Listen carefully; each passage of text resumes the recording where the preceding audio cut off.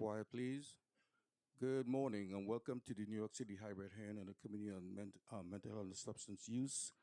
Please silence all electronic devices at this time. If you have any questions, please raise your hand and one of us, as Sergeant at Arms, will kindly assist you. Chair, we're ready to begin.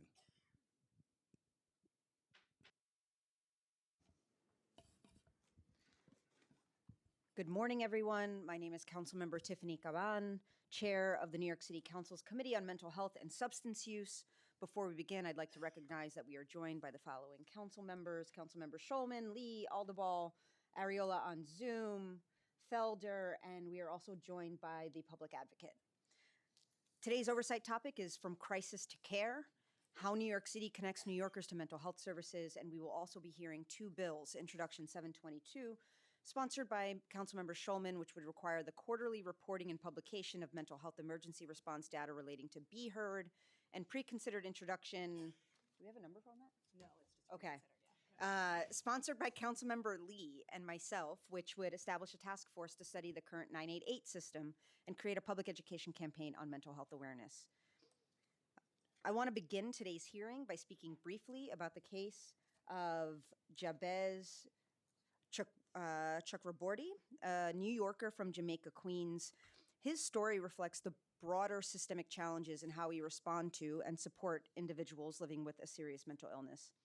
Jabez is 23 years old and lives with schizophrenia and receives treatment and medication. After a mental health crisis in December, his family called 988 and requested a mobile crisis team, and the team didn't arrive at his home until 2 days later. He wasn't taken to the hospital, and his family was then advised to request involuntary transport, after which Jabez was discharged after just 3 days. His family attempted to enroll him in an intensive daily treatment program, but he was placed on a wait list. And I just want to point out that a lot of what we end up seeing and talking about in a person's life like this, that culminated in a police officer shooting him while he was in a mental health crisis, people will watch the video and say, well, I don't know, this is complicated. It's justified because this young man was holding a knife. But it does not take into context every single moment that him and his family was failed, that he could have had access to a sustained continuum of care that could have prevented the crisis. And it does not change the fact that these officers were fundamentally the wrong responder, period. And it could have had a fatal outcome. And I mean, we're lucky that he is still alive today, but also that trauma is one that's going to last a lifetime for him and his family. And it is an utter failure by our city that is how this culminated. I think this moment points to one of the most persistent gaps in our mental health system, and it's the space between stabilization and sustained care. A hospital stay or crisis intervention, however necessary, is not a destination, it's a bridge. And without timely connection to programs like intensive mobile treatment, assertive community treatment, long-term community-based supports, individuals like Jabez are left to navigate an often fragmented system on their own, and families are left holding the weight of that failure. And on the morning of January 26, Jabez experienced another crisis. His family once again sought emergency assistance, and what followed was a tragic encounter with law enforcement, and it could have been prevented. And so this case illustrates the profound consequences of gaps in coordination and of a system that too often treats crisis response as the end of care rather than the beginning of it. And when institutions are under-resourced, when families cannot access timely support, and when wait lists and red tape block access to ongoing treatment, the burden falls hardest on those who are the most vulnerable. And at its core, connecting New Yorkers to mental health care is not just a public safety issue, it's a matter of dignity. People living with mental illness are not problems to be managed or crises to be contained. They are our neighbors, our family members, our colleagues. They deserve the same opportunity as anyone else to live full, meaningful lives and to be active value members of their communities. And when we fail to provide timely, sustained, and compassionate care, we are not just failing a system metric, we are telling a person that they do not belong, that their struggles make them other. And that is a message that no New Yorker should ever receive. And we owe it to Jabez and to every New Yorker like him to do better, not only in how we respond to crises, but in how we ensure that every person who needs sustained mental health support can actually access it.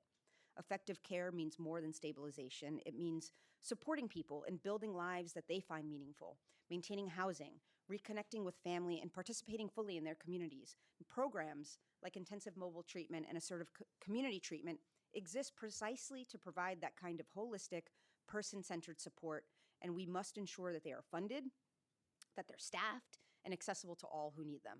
And I share this story to center the voices and experiences of the New Yorkers we serve.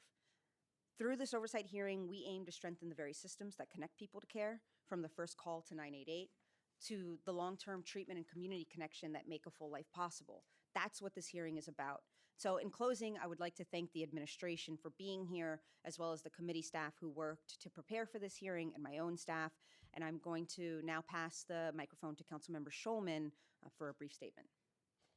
Thank you very much, Chair. And before I get into my statement, I want to echo what the council member said. And also, the bridge we talk about, I used to work in the health and hospital system some years back, and even that bridge doesn't work because folks come in and then because there's no money to keep them, they don't keep them, and then they put them out on the street. So that's not a response. That's not an answer. And the case she's talking about, there's thousands of them like that. So I want to talk about, good morning, everyone. To Chair Caban, thank you for having me here today, and members of the Committee on Mental Health and Substance Use. I'm Councilmember Schulman, Chair of the Committee on Health. I appreciate the opportunity to speak today about this important legislation that I have. As many of you know, we are in the midst of a mental health crisis, both locally and nationally. It's estimated that about 23% of all U.S. adults live with a mental illness.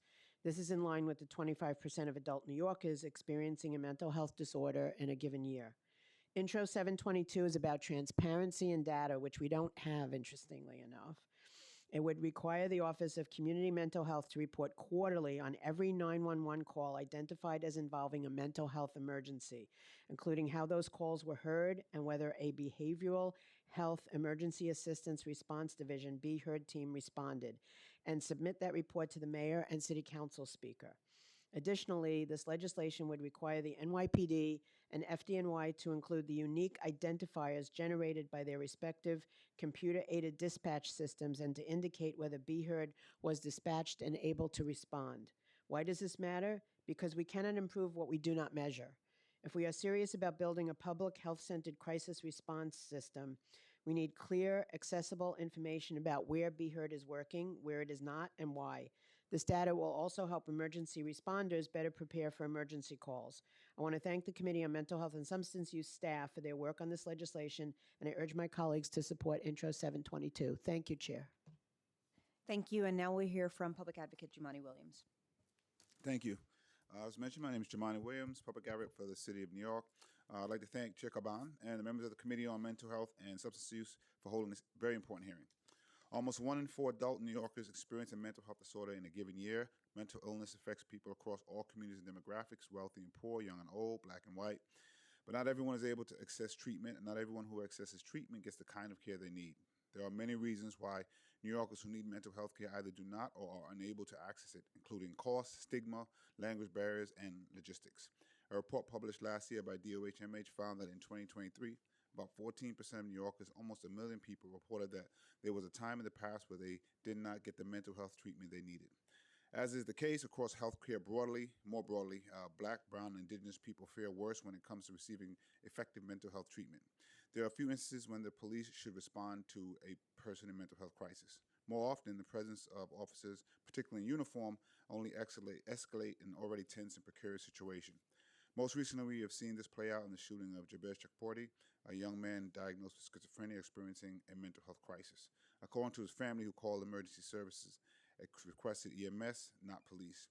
Mr. Chakporty was not a threat until police arrived and their presence escalated the situation. I am thankful that Mr. Chakporty is alive and recovering from being shot 4 times, and I'm still questioning the decision to criminally charge him. Best I've heard was to help him get care, but I'm not sure if that was the best way. I want to associate myself with the words of the chair about very often we see the last second that gets played out without everything that happened before it. What is especially tragic about the case of Mr. Shakporty is the fact that his family repeatedly tried to connect him to crisis care in the month leading up to the shooting. In December of last year, a mobile crisis team visited him and left without transporting him to hospital. Later that month, police transported Mr. Shakporty to a hospital, but he was discharged after 3 days due to understaffing. Cycling through hospitals without effective connection to care is unfortunately common. Marshall Simon, the man who published who pushed Elisa Go in front of a train in 2022, had been hospital at least 20 times, according to his lawyer. They're either cycling in and out of hospital or in and out of Rikers Island. Mental health care must go hand in hand with housing. A stable connection to care is nearly impossible when a person does not have a place to live, and the stress of homelessness impedes effective treatment. As a part of FY 2026 New York State budget, Governor Kathy Hochul insisted on expanding the criteria to involuntarily commit someone for psychiatric treatment. Now, the interpretation that a person is unable to care for their basic needs, not just that they present a danger to themselves or others, is enough to involuntarily take a person for mental health evaluation, a tool which, while is important, should be a last resort. With this law now in place, we need forceful oversight to prevent abuses, to determine whether people in the field can accurately, fairly, equitably assess individuals under the new criteria, and provide help rather than perpetuate harm. It is also critical to ensure that when someone is hospitalized, they are placed on a continuum of care to ensure that people are not cycling through hospitals, jails, or homelessness. Though it can be a life-saving tool, it is important to also name the limitations and potential harms of immediate insistence on involuntary treatment. Hospitalization is destabilizing and can cause a person to lose their job or housing. The goal of hospitalization is not long-term care, but short-term stabilization. And a person who is struggling with homelessness or serious mental illness prior to hospitalization is less equipped to comply with a longer-term treatment plan, especially without additional community-based support. Research shows that involuntary commitment can negatively affect a person's earnings, which leads to poor outcomes. It can also show distrust with healthcare, which is problematic when a person needs voluntary continual care outside of the hospital. Every person with a mental health condition is different. There's no perfect solutions. It is clear, however, that the city has not yet met its mandate to properly care for some of the most vulnerable communities. I look forward to working with this administration to ensure that those in need of care are met with compassion and dignity. I expect they have the same kind of expectations I did, unlike the last administration where we struggled. Thank you very much. Thank you. And now we hear from Councilmember Lee to give some remarks. Thank you, Chair Caban, and it's very exciting to see you in this new role and very excited for your heart, passion, and dedication to continuum of care and crisis management work. So very excited to see what you do with this committee. And it's We're great each other's biggest cheerleaders. Yeah. If you hadn't noticed, Yeah. I'm a fan. And it's great to see a lot of the advocates here. Good morning, everyone. And of course, Dr. Wright, the administration, Lakeisha, nice to see all of you here. And thank you for the opportunity to speak on this legislation that I'm proud to co-sponsor with Chair Caban. A mental health crisis is frightening, and in that moment, people need a human voice, clear guidance, and real help. 988 is meant to be that lifeline, but New York City must ensure it consistently delivers a calm, informed, and connected response. The bill focuses on two key improvements. Number one, a 988 improvement task force. This task force will review call handling and recommend concrete improvements, including better training, de-escalation scripts, and timely dispatch of mental health professionals. The goal is to ensure people are connected to quality support after the call, and importantly, the task force will include people with lived experience. And secondly, a public education campaign. Right now, too many New Yorkers don't know what 988 is. This campaign will provide practical, everyday information on recognizing warning signs, assessing risk, when to call 988, and how to describe the situation. It will also clearly explain available services like mobile crisis teams and provide printed materials in community locations. People should be able to reach out and know that someone will pick up, someone will understand, and someone will help connect them to care. And just to add, this is, I think, just a piece of the puzzle that we're trying to fix. And I think with Councilmember Schulman's bill and a lot of the other bills that we've tried passing in the council, it really is trying to emphasize how not to let people fall through the cracks. And I have to say, just as an anecdotal narrative perspective, whenever I go to forums or any sort of group or community meetings, I kind of do a poll test of raise your hands if you guys know what 988 is, and a lot of folks still don't know what 988 is. And I remember speaking to the folks at the state about a year and a half ago, 2 years ago, and there was supposed to be a lot of funding that was put into this, but hopefully those resources, I don't know if they've funneled down to the city, but hopefully that's something we can do more of around the 988 campaign to prevent deaths like when Rosario, as well as folks like Jabez that have been shot at, and these are situations that should not happen. And so we want to make sure that our mental health system, we know it's broken, it's been deinstitutionalized, it's been underfunded for decades, and so we want to make sure we do everything possible to help the awareness side. So thank you. Thank you very much. Just quickly before I pass it over to the committee council, just a heads up for you all. You're gonna see I have to take breaks. I've got to stand up sometimes. I have a chronic pain issue, so like if I'm standing up, I'm not trying to lord over you, but it might be possible that I might need a bio break or something like that. So, thank you. I am gonna turn the mic to the committee council to administer the oath. Sorry. Now, in accordance with the rules of the council, I will administer the affirmation to the witnesses from the mayoral administration. Please raise your right hand. Do you affirm to tell the truth, the whole truth, and nothing but the truth in your testimony before this committee, and to respond honestly to council member questions? Thank you. Prior to delivering your testimony, please state your name and title for the record, and you may begin when ready. Good morning, everyone. Before I read my testimony into the record, just want to say I appreciate your sentiments and the comments you made, Chair, about the concern with the shooting, and certainly we are very much concerned as well. And although I cannot speak to individual cases specifically, I can let you know and be assured that we are looking into it internally, and that we will look for all possibilities to improve and to do better. And so I appreciate the sentiments, and I appreciate the sentiments of the chairs that are here and the different committee members that have spoken. It's always good to see you, Chair Lee, and congratulations on being on the Finance Committee, to chair the Finance Committee, and congratulations, Chair Caban, and it's always good to see you, Chair Shulman. It's always a pleasure. And so now I'll begin my testimony. My name is Dr. Gene Wright, and I am the Executive Deputy Commissioner for the Division of Mental Hygiene at the New York City Department of Health and Mental Hygiene, the Health Department.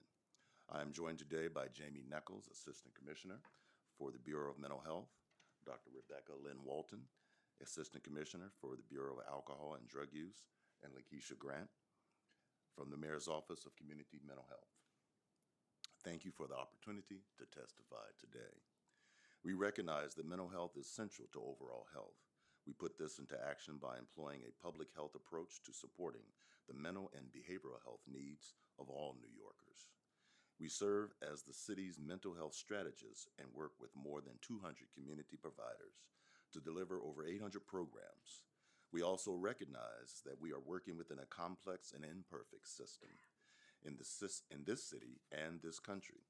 This work exists within a context shaped by historic injustices. We are committed to working every single day with providers, communities, experts, and families to improve the mental health system and support all New Yorkers.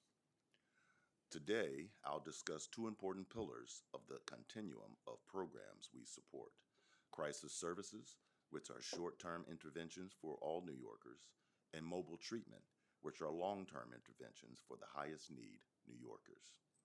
First, crisis services. What constitutes a mental health crisis can look very different from person to person. You do not need to have a diagnosable mental illness or serious mental illness. A crisis may be triggered by a myriad of different internal, emotional, or cognitive experiences. Internal or interpersonal conflicts, including abuse or violence, or environmental stressors, such as neighborhood safety. It is essential to recognize the complexity and nuances of these experiences in this discussion. Providing support in moments of mental health crisis is a tremendous duty that we share with our city and state partners.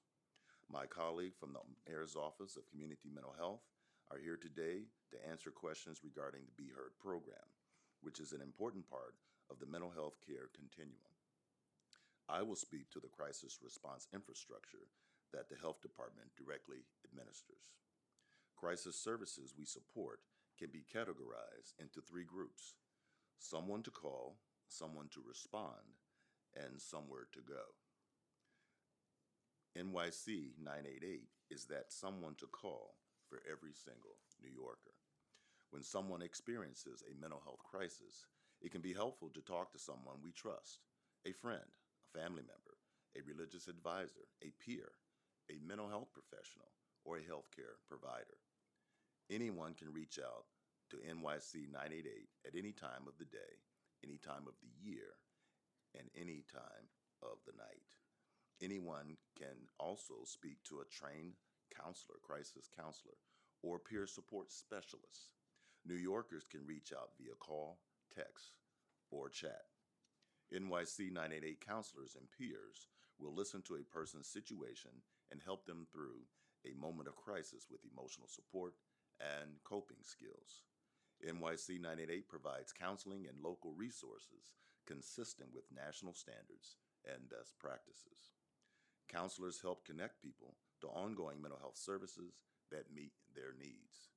In New York City, these counselors refer people who do not need immediate care to community-based mental health providers and community resources. There is also an online database of service providers available to the public on NYC 988 website. Sometimes a person may be unable or unwilling to seek mental health services to get through their crisis. This brings me to someone to respond. In these situations, NYC 988 will dispatch a mobile crisis team to visit the person wherever they live within a few hours, 8 a.m. to 8 p.m., 7 days a week, citywide. Mobile crisis teams are our cornerstone short-term intervention for non-life-threatening mental health crises. Mental health Mobile crisis teams represent a significant portion of the mental health crisis response infrastructure in the city. In fiscal year 25, over 18,000 referrals were made to mobile crisis teams.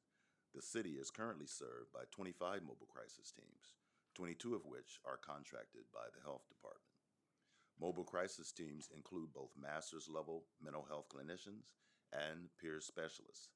They meet face to face with the identified individual in crisis, as well as their family or other support systems, to engage, assess, de escalate, and connect individuals to the most appropriate services.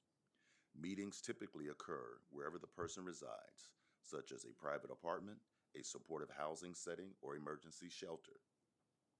After a crisis is de escalated, people can be connected to outpatient or inpatient care if appropriate. We consider mobile crisis teams a short term intervention, typically ranging from 1 to 3 contacts in a 2-week period. Some people need more support than they can access in their homes. These folks might need somewhere to go, our third and final category of mental health crisis services. For these situations, crisis residences provide an alternative to hospitalization for people experiencing mental health crisis. They are warm, safe, and supportive home-like places that offer 24-hour peer support, group activities, and connection to clinical services as needed. Guests typically can stay for up to 1 week. These open-door settings enable people to remain connected to their lives, school, work, family, and while getting additional supports through a crisis, people may be referred to a crisis residence by New York City 988, a mobile crisis team, their mental health provider, or through a self-referral. For continued support and treatment, all these programs can connect New Yorkers to outpatient clinics and community-based services.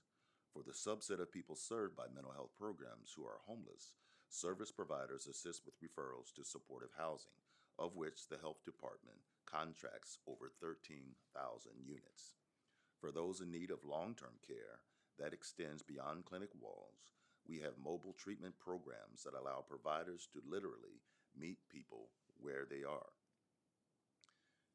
Mobile treatment long-term interventions for the highest need New Yorkers is what I'll cover next. Mobile treatment programs are specially care designed for individuals who have the most complex behavioral health needs. We use the term serious mental illness to refer to this combination of behavioral health and emotional needs and functional needs. These are long-term interventions for a small subset of high-need New Yorkers, unlike the crisis services I previously described.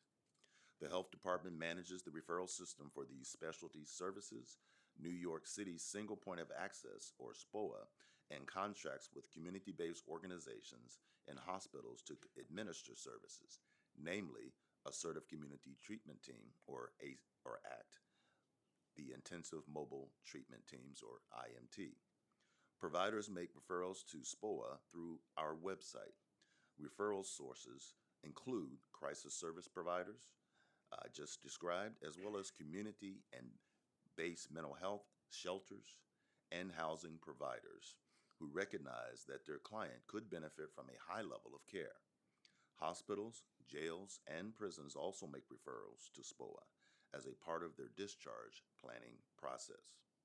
Clinicians at the Health Department SPOA review eligibility, assign people to the appropriate level of care and location of care.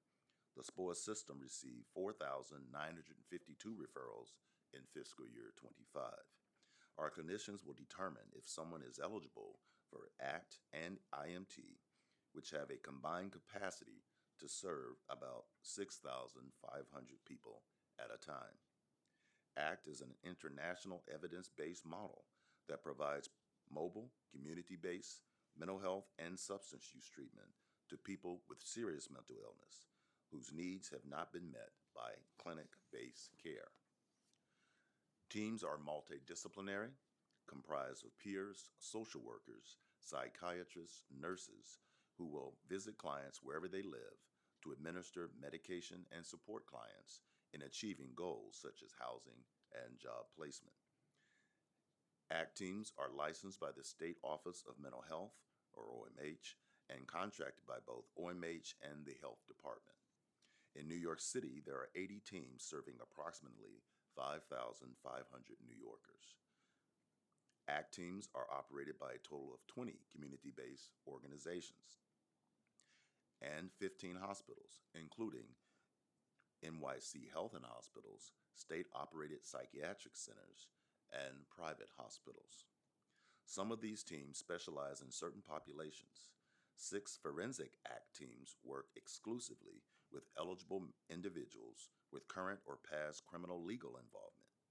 10 shelter-partnered ACT teams work exclusively with eligible individuals residing in mental health shelters. IMT provides mobile treatment like ACT, but was created by the Health Department in 2016.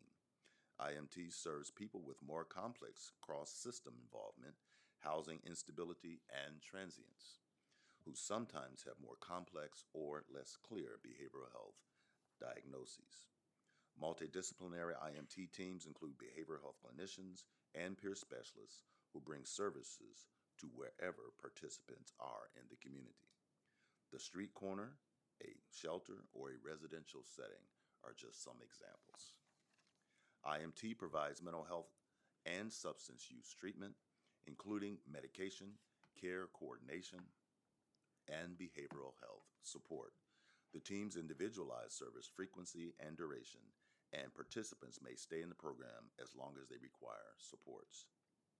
IMT teams may also continue to provide services to participants during hospitalization, incarceration, and residential substance use-related rehabilitation to promote continuity of care. Our mobile treatment programs, accessible through SPOA, ACT, and IMT, are distinct from crisis services. Both are essential interventions that address different needs and play pivotal roles in the continuum of mental health care. I will now turn to the legislation before answering any questions. Pre-introduction T 2023-3879 refers to the establishment of a task force on 988, a public education campaign. We support the intent of the bill and look forward to further conversations about how existing efforts meet these needs. The Health Department is planning multiple 988 and mental health awareness campaigns this year. Additionally, there are mechanisms in place to improve the NYC 988 program, which includes stakeholder and community input. The Health Department is deeply committed to this work and has been for decades.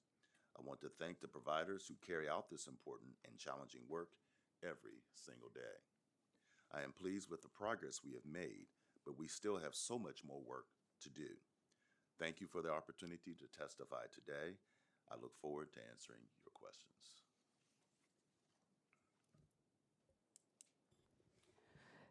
Good morning. My name is Nycc Grant, Deputy Executive Director for Mental Health Access at the Mayor's Office of Community Mental Health.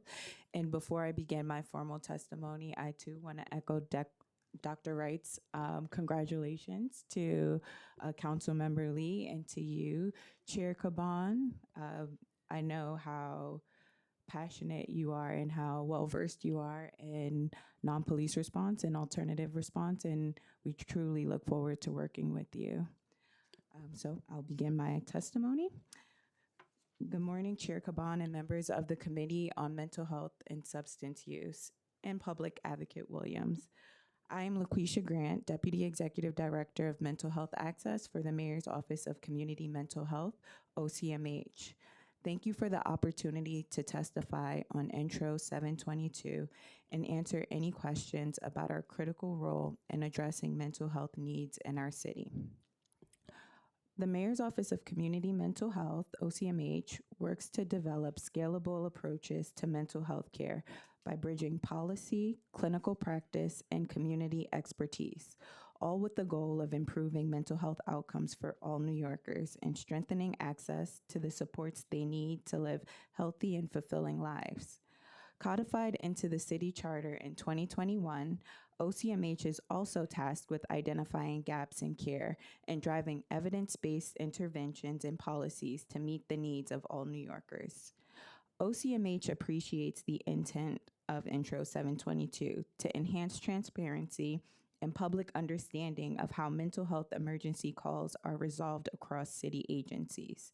We share the committee's commitment to accountability and to transparency as it relates to how the city is responding to mental health emergencies.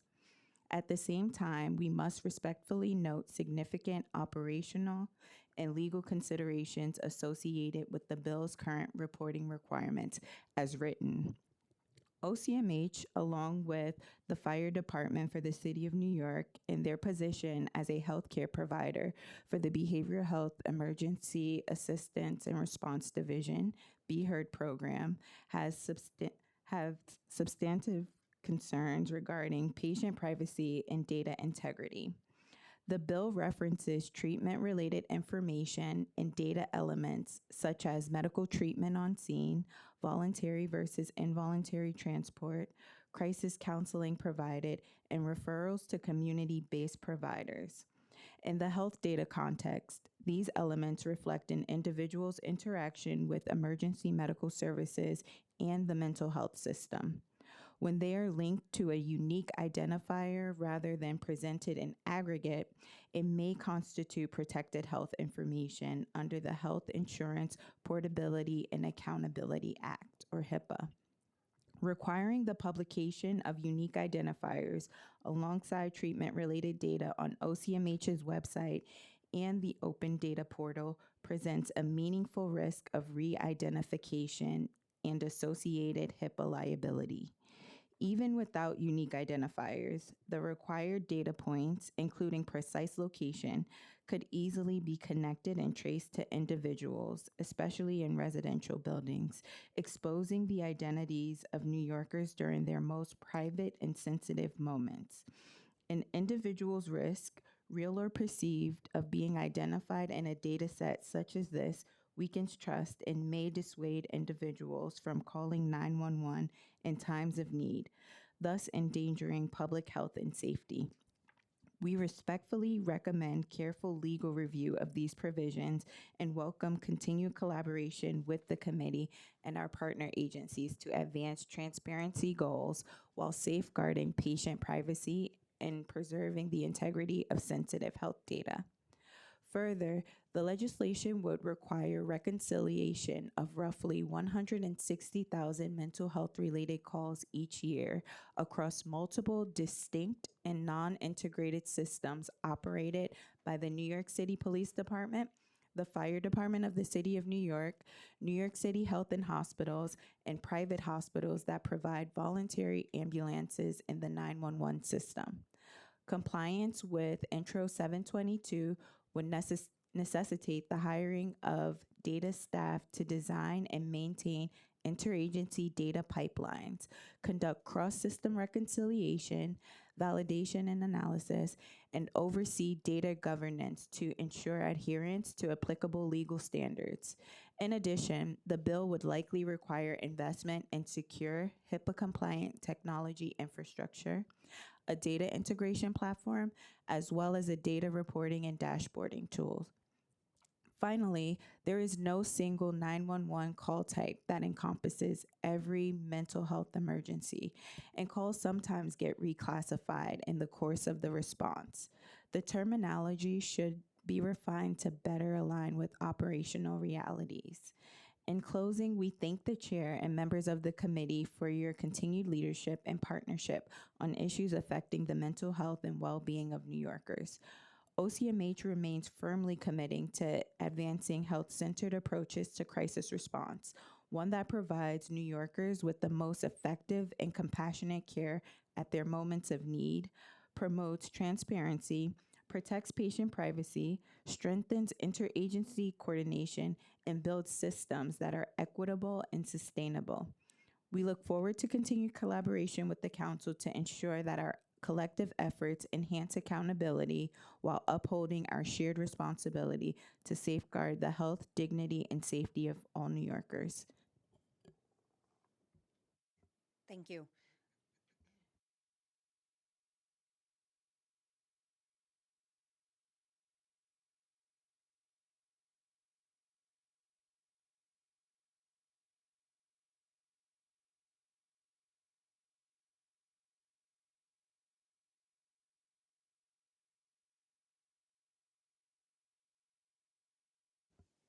Thank you very much. I am going to start with some brief questioning because I want to be able to hand it over to my colleagues sooner rather than later, and make sure you sign up for questions with the committee council. I'm going to start with 988. I'm going to resist the urge to immediately go to be heard. But yeah, I'll start here. And thank you everybody for your testimony and for your participation. But when someone calls, texts, or chats with NYC 988, can you just talk about who answers, what are they trained to do, and walk us through what happens in the first few minutes of contact? It was touched on, a little bit in the testimony, but hoping that you can get a bit more granular there. Good morning. I'm Jamie Knuckles, Assistant Commissioner for Mental Health at the Health Department. I can handle that question regarding 988, which is operated as a part of the national 988 network. So SAMHSA establishes the standards for 988 and works with local providers across the country to answer calls from their jurisdiction. Just last month, so the SAMHSA re-procured the national administrator contract for 988. That's routine re-procurement. There was, so that period closed on February 27th. In that sort of national procurement process, there's all the standards in great detail about what 988 is expected to do, and then our local expectations complement those sort of national standards. And so we have a contract for Vibrant to operate 988 locally, and they're answering or they're handling about 400,000 contacts a year. Every call is answered by a trained crisis counselor. So those are folks who go through about a month-long training to provide, there's a sort of a didactic piece and a practical piece where they're trained to answer calls with supervision and gradually independently. So before you move on to the next part, can you go into that, like that month-long training? What does that entail? Sure. So I'll do my best. It's a long training, so I don't know that Yeah. I'll get all of the content, but basically it's learning. There's technology piece, right, for managing the call answering system and text and chats, and then there's the stages of a call where a person comes in. You're learning how to build in a limited amount of time, right? These are brief interactions. Build a bit of rapport with the person who's calling, understand what they're calling about, do some problem solving, and then sort of wrap it up and document.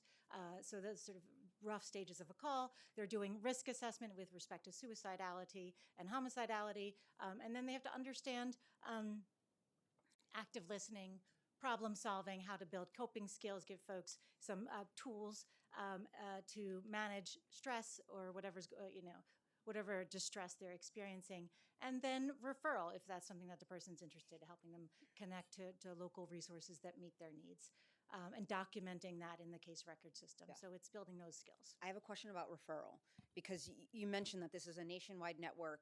Somebody who picks up the 988 call that calls from New York City might actually get on the phone with somebody who is located out of state. And my understanding is that if you luck of the draw happen to have somebody out of state pick up the phone, that person may not then, by virtue of being out of the state, make a referral to certain programs because of that. Can you talk a little bit about that?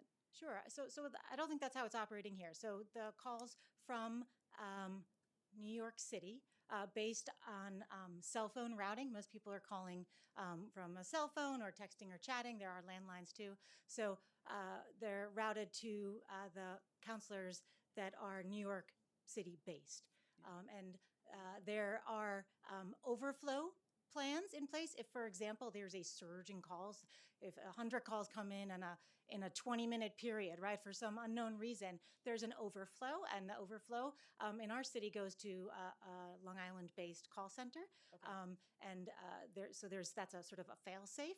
Also, if there's like during Hurricane Sandy back then, there were like call center problems, right? So there's some fail-safes, but the next tier is just outside of the city. Most of the people who call, though, are actually looking for in-the-moment support. The number of folks who are interested in referrals is low. Most people want somebody to listen and support them through a period of distress. And then if there's referrals, we offer folks up to 3 referrals that meet their needs, things like language, insurance, level of care. Yeah, no, I think that makes sense. I know it's probably, I think the range is somewhere in the like 80 to 85% range where people are looking for that conversation and don't necessarily need the referral. But then that other percentage of folks who do need the referral, it's a pretty acute need. And I guess, when you talk about that overflow, I understand that the goal is to get a New York City based person on the line with the caller. But there are times, to your point, that they are routed to an out-of-state operator. And so, I guess, what is the protocol to ensure that if they're part of that subset who they need a referral, what's the protocol that ensures they can still be connected to a local crisis team?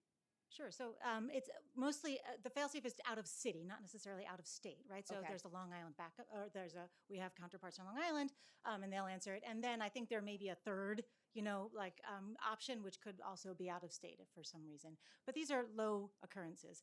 Most often, people are reaching a New York City-based counselor. If let's say it goes to a Long Island team, they can then reconnect back to New York City if for some reason there's a mobile crisis referral that's needed, which is very specific to how our city operates. Yeah. And I recognize the challenges and the capacity issues, and certainly I think lots of folks here support sort of like the beefing up of the capacity of the 988 system and beyond.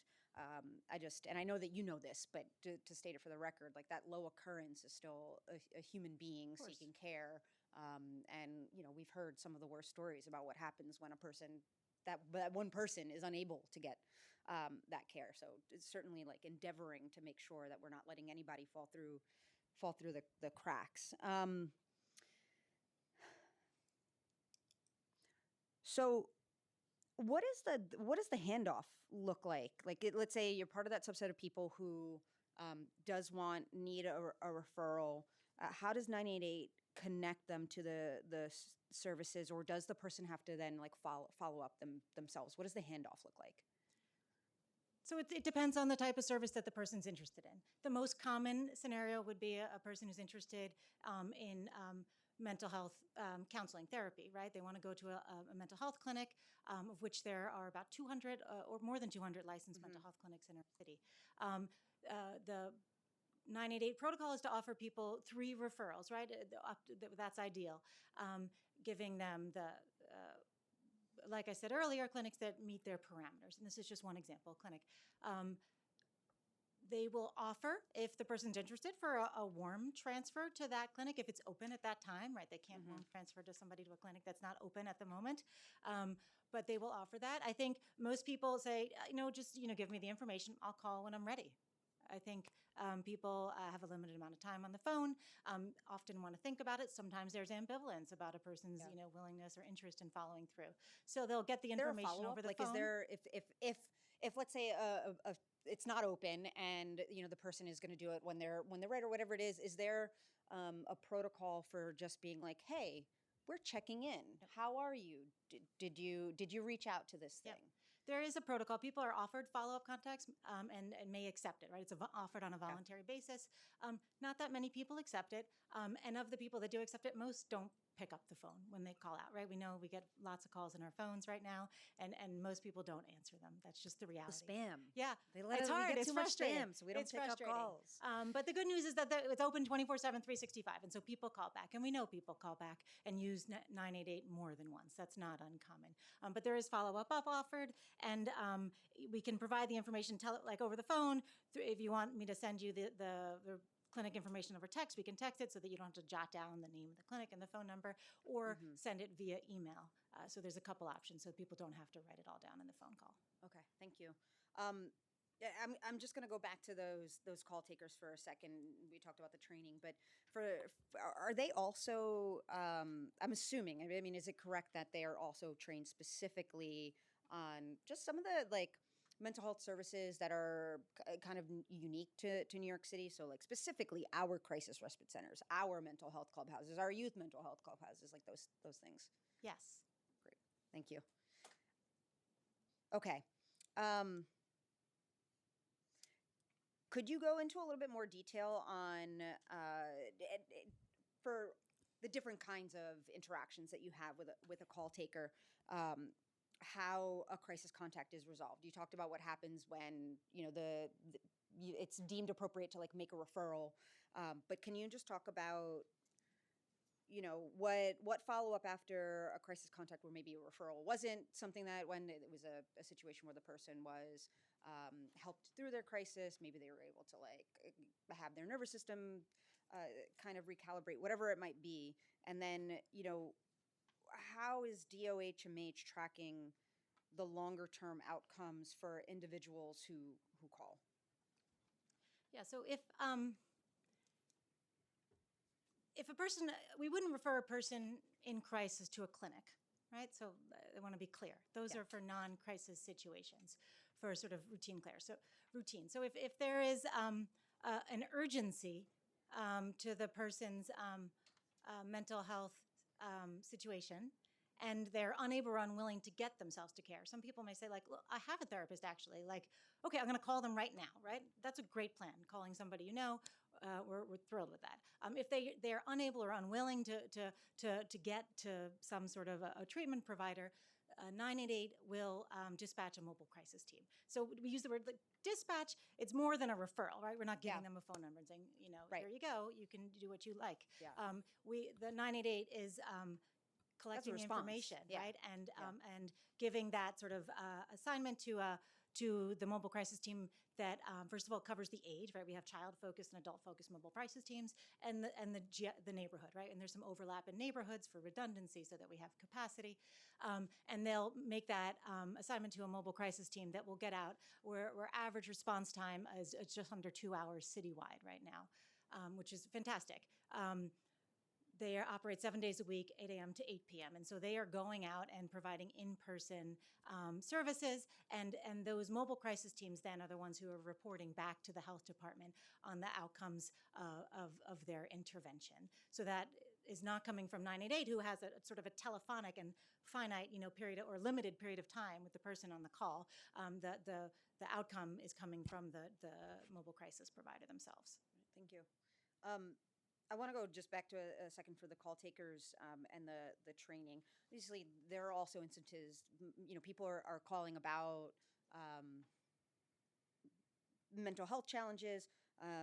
Dual diagnosis is obviously a thing. There may be folks who are navigating mental health challenges while also navigating substance use.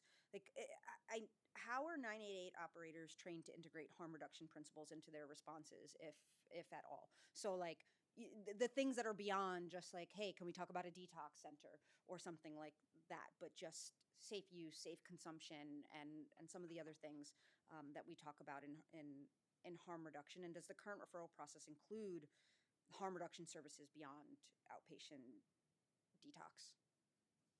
Yes. So they are. So 988 is referring to the full array of substance use, harm reduction, and treatment services, not just detox. I think. You have some examples of sure. What So those are? yeah. So for example, where naloxone and opioid overdose prevention providers, we've made sure to give the sort of updated directory of those that are developed by my colleague Dr. Lynn Walton to make sure they're incorporated into the 988 directory so that the counselors can make those referrals. Great. And is it part of their? I guess. Do you have a sense of how deep or what the breadth of the training specifically on harm reduction principles and treatments are for call takers? Yeah, I mean, I think harm reduction approach is the standard of care. Like it is what we do everywhere, and so it's built into it for substance use as well as other situations. Totally. It's not just limited to substance use. So that's expected across all of our programs. Great. And when 988 determines someone needs emergency services or involuntary transport, what's the protocol for determining law enforcement and involvement? And how is DOHMH working to minimize unnecessary police contact in those situations? Yeah, so I think the entire approach for 988 is to provide a term. I don't love the term, but it's important, like the least restrictive option, right? So that is their default training. That's part of the training that the new counselors receive. And so they're always looking for the least restrictive intervention. And often that's telephonic, like I said, just providing that in the moment support. They're assessing for risk in terms of a person's thoughts of hurting themselves or others, any plans to do so or means to do so. If they assess that risk, a person to have sort of thoughts about hurting themselves or somebody else, and a plan, right, more than a thought, because sadly, suicidal thoughts are not entirely uncommon among humans, right? Life is difficult, and so I think just having a suicidal thought is not a reason to transfer someone for emergency response. But if upon further probing, there is a concern about safety, imminent safety, they will engage emergency services. That's done infrequently, and typically the counselor will remain on the phone with the person, and their colleague or supervisor will engage 911 for emergency response. They are not making decisions about removal. Those are made by clinicians on site. Right. And I think, I appreciate you talking about sort of the protocol being least restrictive. I think it's worth also mentioning that I assume it's correct that also the part of that protocol is like, it's not just because it's least restrictive, it's least violent, it's least traumatizing. Yeah, and because those things, when not absolutely necessary, are actually associated with worse outcomes, whether it's increase of risk of overdose later on, increase of risk of suicide attempt later on, or just simply the studies and data that shows that there are negligible differences between the outcomes of inpatient treatment and outpatient treatment, right? Sorry, I just want to make sure that's like on the part of the hearing record, but does that sound like about right? So there's the outcomes of inpatient treatment. I don't think there's evidence comparing the outcomes of inpatient mental health treatment with outpatient treatment. Well, Generally, substance yeah. use. There are for substance. Oh, substance use. Yeah, I think that would be a Dr. Lynn Yeah. Walton question. Okay. That body So of literature. a fair characterization. Yeah.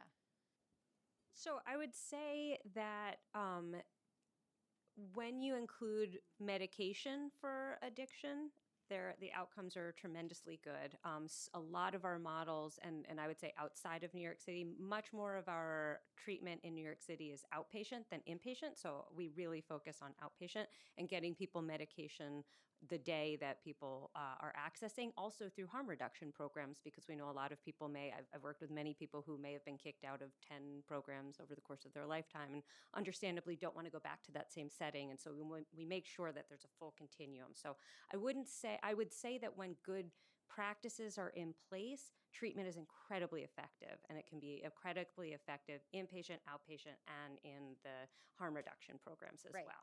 Yeah. Well, and that was my point. Sort of like if we're going to go with least restrictive, most autonomous, right?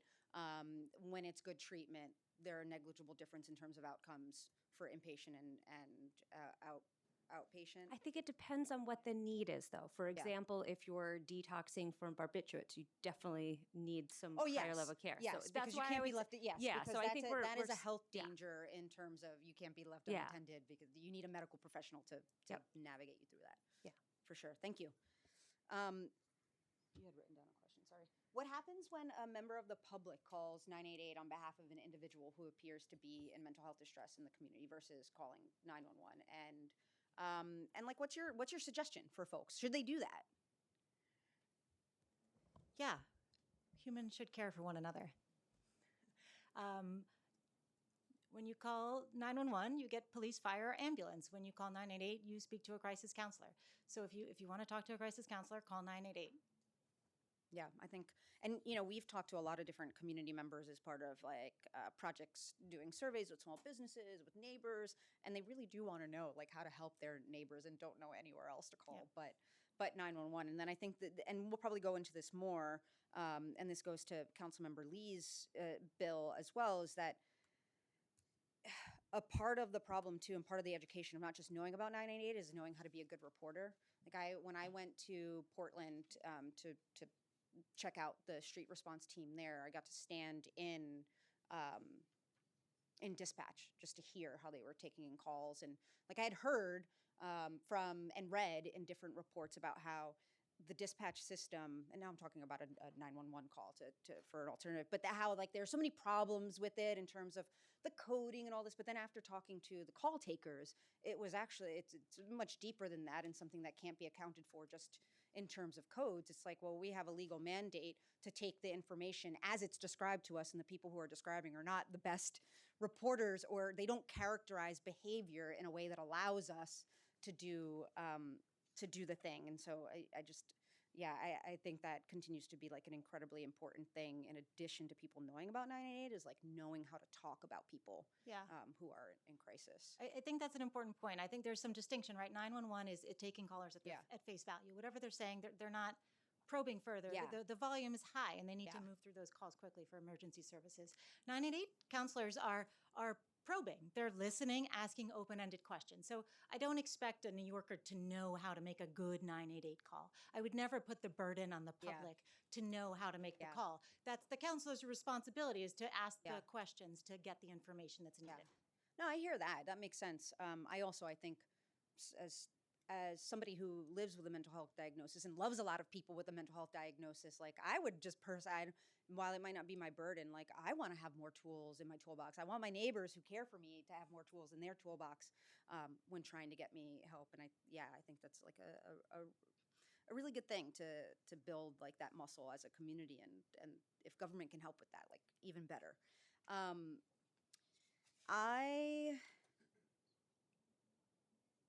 going to turn it over to, did she leave? Do you have questions? Yeah, go for it.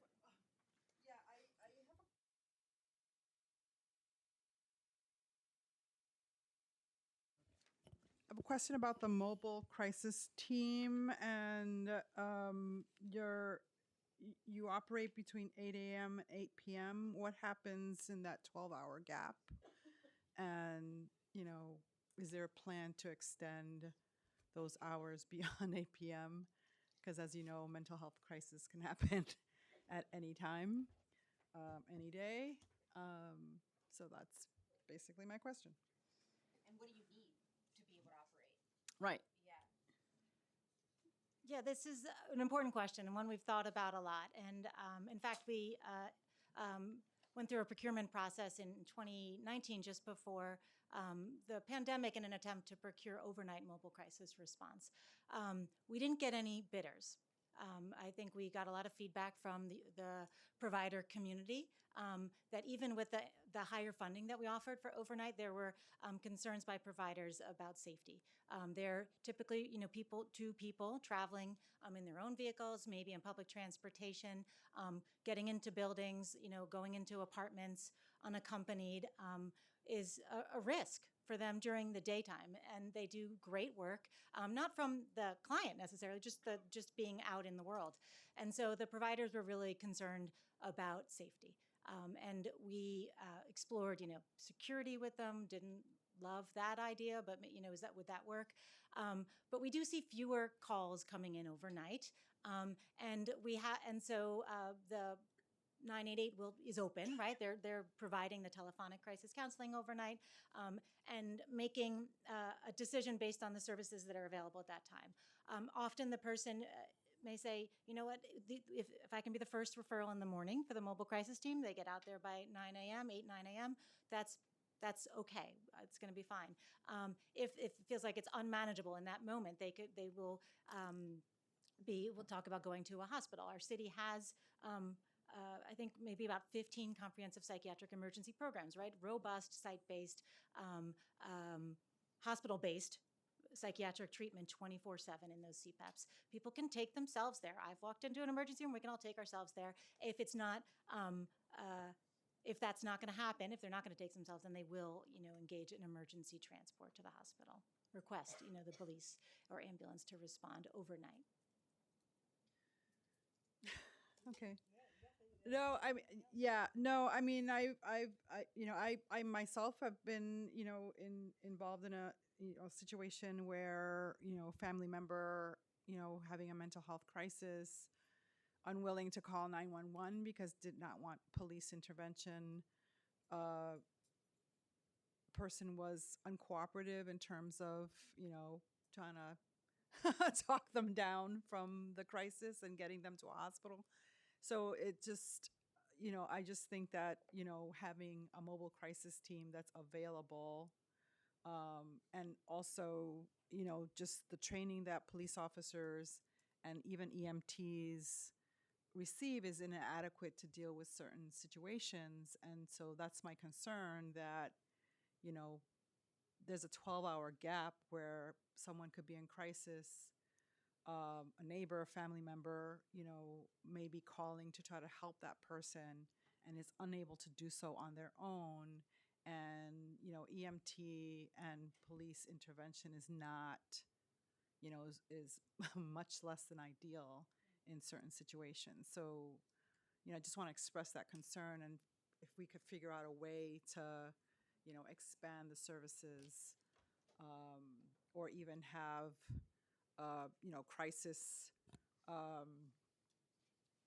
specialists embedded in NYPD or EMS, the FDNY, to help those types of situations. Absolutely. I think we'd love to explore those options, right? We want to be, Thank you. we want to protect the safety of our staff and the people we serve, right? And find the best approach to do that. Thank you. Good. Okay. Thank you, Councilmember. I actually want to expand on that a little bit. You said that the falls call overnight. Can you give a bit of a comparison in terms of like the percentage of drop, or is there anything? I'd have to get greater detail. Yeah. Could you follow up with that? I think that would be, I think that would be helpful. And I certainly understand the challenges around safety and things like that, but and this is something I'll ask about a little later on, but I think that also has to do with sort of like career pipeline work and who feels comfortable being a street worker and who doesn't, because it's not for everybody. Like I spoke to the founder of the Denver Star program who is an EMT worker himself. And he said, the big thing is making sure that we have a pipeline of people who want to do street work. I was a public defender. We worked with social workers. They're forensic social workers. They want to write the reports. They want to do the interviews. They don't necessarily want to be doing street, like there are all of these different kinds of ways to practice the profession, and street work just isn't for everybody. Like you can't, some folks are going to walk into a different neighborhood, a different context, a different situation and be uncomfortable.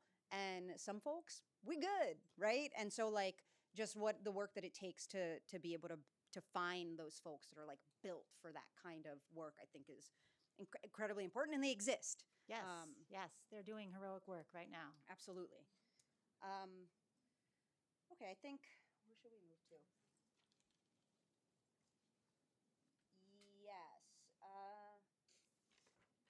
I guess how many calls to 988 result in a mobile crisis team dispatch, and what share of the dispatches successfully reach the individual in crisis, and sort of average response time? But I want to give a caveat here, because I actually am not always so concerned about the response time depending on the situation, and if it means that you get to avoid a police officer coming instead. And some of the numbers that I've seen is that even if the response is a little bit delayed, that there's not much different in the percentage of times that they're able to reach the person.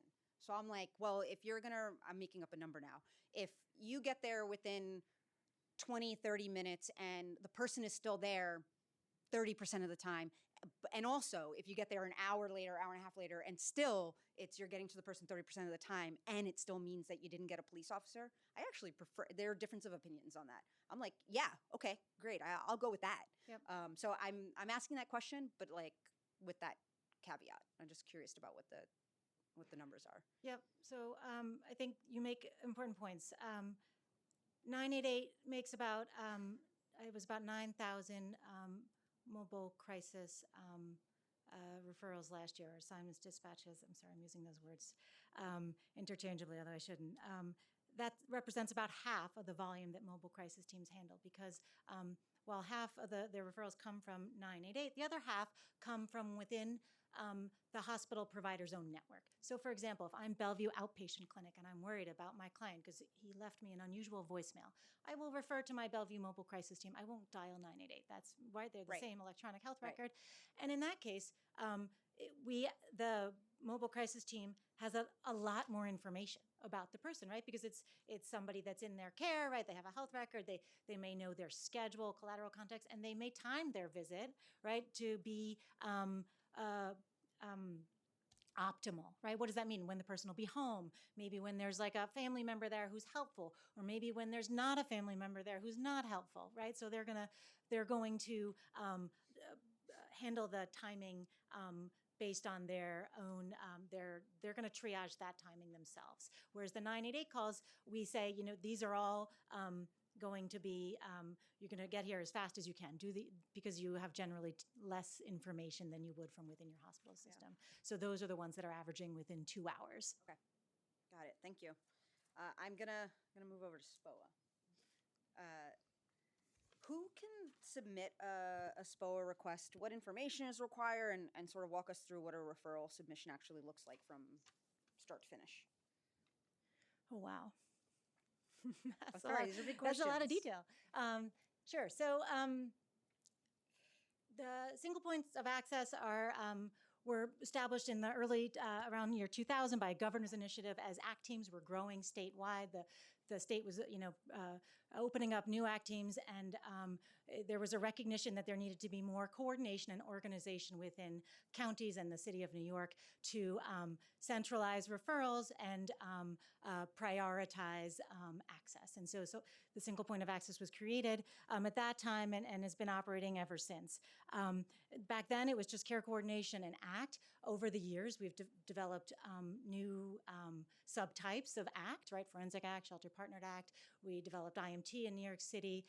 We've doubled the capacity of SPOA, accessible services, in the last 10 years. It's grown substantially. The SPOA is still, though, a subset of the larger mental health system. Most people get their mental health care from licensed clinics, and of which we have many, and those are accessed sort of directly. But the SPOA pathway is typically for folks who have not engaged in clinic treatment, and really need somebody to come out to them in their home and proactively engage them, either at the care coordination level or at the sort of whole treatment team level. So both of those options come in. Our referrals come about, let me look at the numbers, 58% of them come from hospitals, right? 30% from private hospitals, and 28% from Health and Hospitals Network. So that's the biggest single source of referrals as a part of a discharge plan from an inpatient stay. Yeah. Who else can refer though? Like obviously we know corrections Yep. can refer. Yep. My office has referred. Yep. Like who Anybody can be- technically refer, Okay. right? Can go into our system and complete an application. We're looking for also a psychosocial assessment or a psychiatric evaluation to say that this person, in fact, is would benefit from this kind of care. But technically speaking, anybody can refer. Practically speaking, it's mostly coming from hospitals, state psychiatric centers, Department of Homeless Services, correctional health services, outpatient treatment providers, right, who are stepping a person up, as well as supportive housing providers. Yeah, I'd be curious if you all are interested in sort of building out a plan that with a metric or a goal being that you're seeing more referrals from outside of the hospital setting. Like I said, we've done, just as a discrete example, my office did like a survey of 200 plus small businesses about safety issues and what they're seeing, whatever, and they just like, they would be happy to do referrals if they sort of understood, because they're seeing the same people every day or they're concerned about it. And the less people that are going, we just saw the nurses come back from being on strike, and the biggest thing was the safe staffing. Like, you have people that are going into an emergency room, and the setting to which they're going into, especially if they're shuffled into like a psychiatric response department, is like, I mean, it sucks. It puts everybody in a terrible position, and it's not like a therapeutic environment, just because of so many of the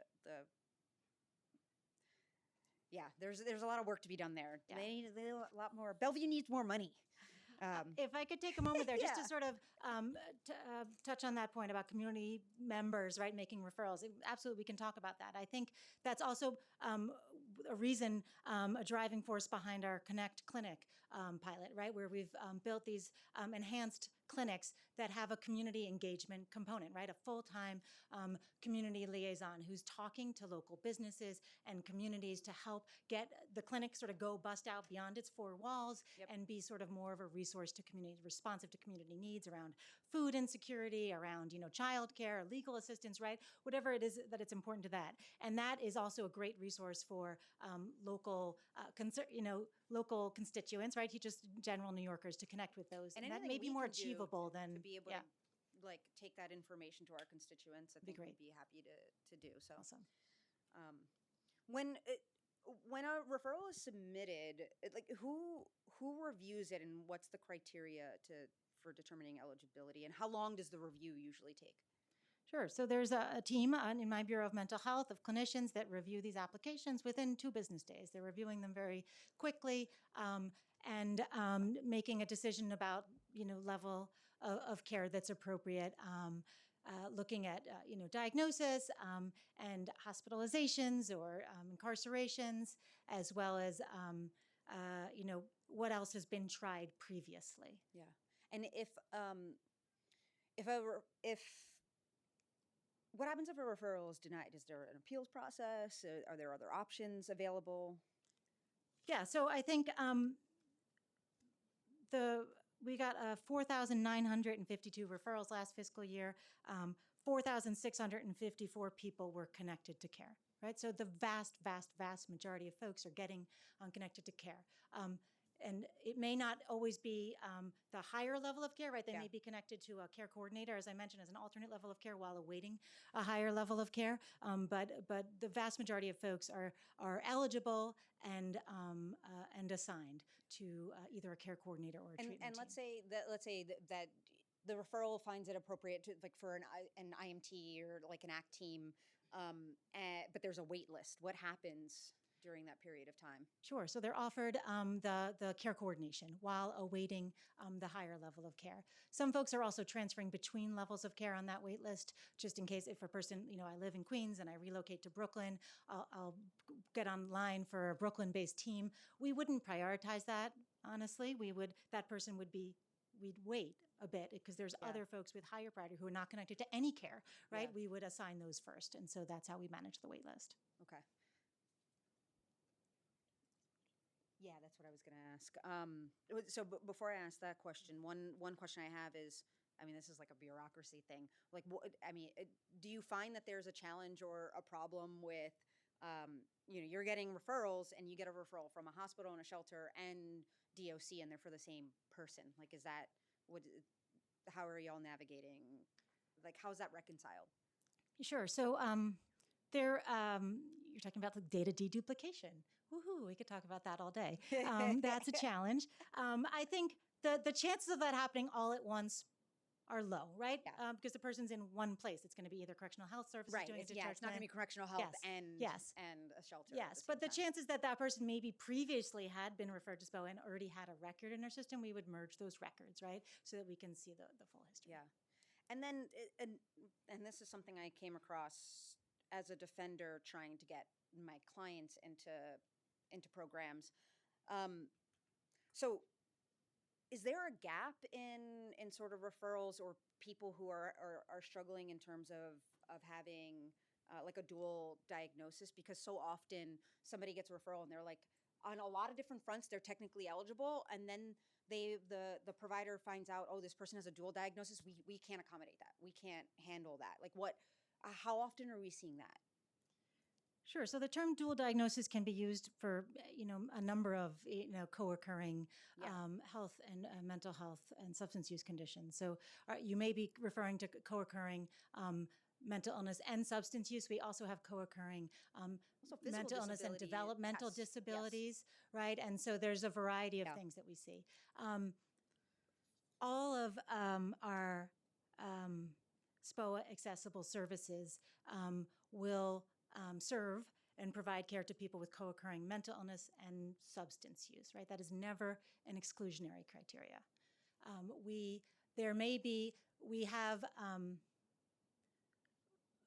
concerns about co-occurring mental illness and developmental disabilities. ACT is not a good level of care for those folks. And so that's a challenge. And so some of those folks will go towards IMT, right? Based on that maybe they have a developmental disability and substance use, for example, right? That wouldn't fit into the typical ACT bucket, but would make sense for IMT.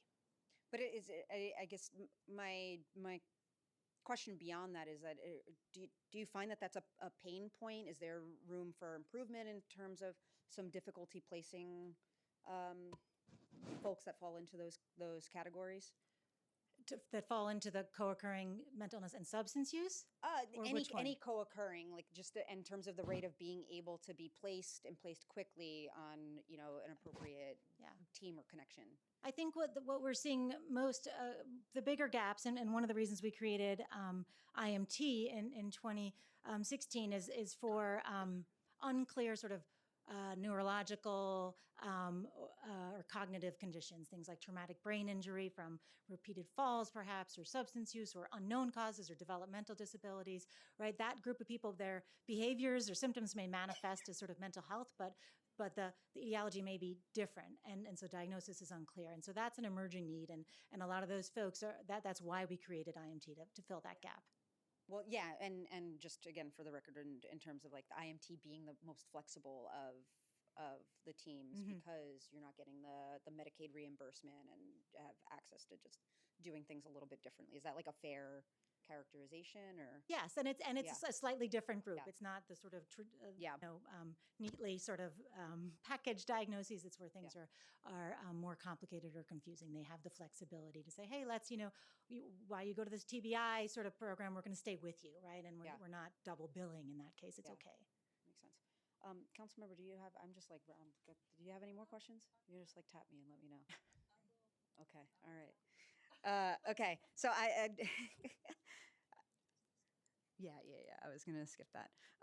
I'd love to ask a little more detail about IMT versus ACT versus SPACT versus FACT. It's like all the letters. Oh, do you want me to do that one? Yeah. Okay. Wait. This is the boss over here. I got some. Thank you. Take a big Before I sip. do that, providers report that SPOA sometimes assigns individuals to teams in the wrong borough. And you talked this too about also the other occurrence where like if somebody moves, but like also if they start their contact in one borough, they get assigned another borough, and that results in longer waits while individuals get reassigned or force individuals to start care with one team and then transition to a second team, raising concerns about continuity. Are there processes that you're looking into to better assign individuals to the appropriate teams at the onset, or is that just simply a capacity thing where you got to scale, or yeah, what's your assessment of that? So I mean, first, tell those providers to call me. We can talk. I don't know exactly what I haven't heard about that complaint specifically. I can say for sure that the SPOA is working to get a person connected to the team that covers where they live. Yeah. People move, and it's possible that they moved. I'm not sure that that's not a sort of systemic Well, issue. and that it's I've heard of. I will say it's something that's been brought to us several times by cases. So I think that might be a good place to start, touching base with cases, because I don't think they're talking about like when an individual moves, but just simply when they're being connected to care and it's in another location. Okay, now I will go over to the other teams, but I think you guys talked through the differences between IMT and ACT, so I won't ask that. If somebody qualifies for both IMT and ACT, like who decides which program they go to and what on what basis? Sure. So I think we would. There's a clinician at the single point of access who's looking at the person's information and the referral source. They may speak with the referral source or somebody who's in contact with the person, and figure out what makes the most sense. It's maybe about availability. And typically, right, IMT is there's fewer spots for IMT than there is for ACT. And so if a person qualifies for both IMT and ACT, I think we would default probably towards gonna get the ACT, ACT. right? Yeah. Yeah. Okay. So it's based on capacity, not necessarily where like a designation on like actually this would be the most appropriate or. I mean, it's really hard to answer that. I mean, they're going to make the most appropriate service. There's certainly an overlap in eligibility criteria between ACT and IMT. The Venn diagram, if there's a bit of a Venn diagram, and those folks, I mean, you're going to make an individual decision. To be clear, I'm just trying to make the record that you guys need way more resources. So. I'm always pleased to make that point. Okay, for SPACT, for people who are shelter system involved, can you talk a little bit about what's different about serving someone in shelter versus in the community, and specifically how SPACT like adapts to that setting? Sure. So the Shelter Partnered Act teams are licensed by New York State, and they're actually contracted by New York State, but they're accessed through our SPOA. And so I don't want to take a certain, responsibility over those teams, but I certainly do, know a lot about them because they're sort of a part of our healthcare system, and we work so closely with the state. And they have relationships with the mental health shelters with which they work, which are important, right? Because shelters are are closed, right? Not just anybody can walk into a shelter, right. And there's also right, the person. Certainly, people who are experiencing homelessness are served across our healthcare system, but it's like 100% of that Shelter Partnered Act team. So a focus of their work is housing placement as well. So they have the resources and relationships to get into shelter and to focus on the housing placement in addition to the standard ACT package of mental health and substance use related services. Thank you. I want to talk a little bit about justice involved folks. So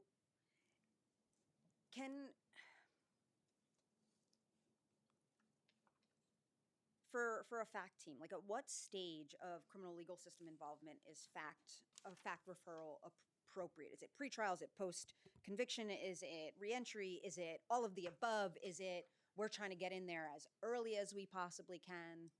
All of the above, right? Any sort of criminal legal involvement coming out of state prison, out of local jails, on probation or parole, right, or in some sort of a diversion program. They're not. It's a broad definition. Is there, when somebody's going, so if we want to try to do it at the earliest possible juncture, one of the most critical parts of legal system involvement is the arraignment, right? Because that's when the judge is going to make a determination as to whether a person is incarcerated pretrial or not. And is there any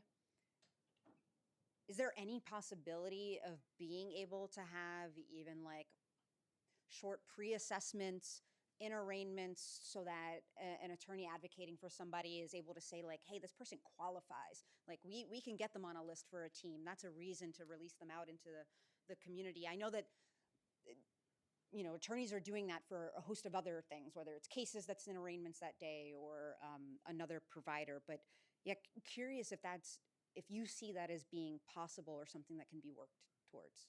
Yeah, I mean, I can say that the health department has recently is standing up a mental health navigator program connected to the courts in partnership with the State Office of Mental Health. I think that program is still sort of getting off the ground, and they will focus on that sort of situation that you're talking about. Yeah, that moment where bail is set is like the most disruptive in terms of any sort of connection or continuity of care. And then, we also know what's happening inside of Rikers to folks who are struggling with these issues. Yeah. Okay. Oh, yeah, we can do that. According to the State Office of Mental Health's data, many ACT teams in New York City are operating at 90 to 100% capacity or above. What's the plan to expand capacity to meet demand, and are there plans to contract additional teams? Those are good numbers. We want more. Yeah.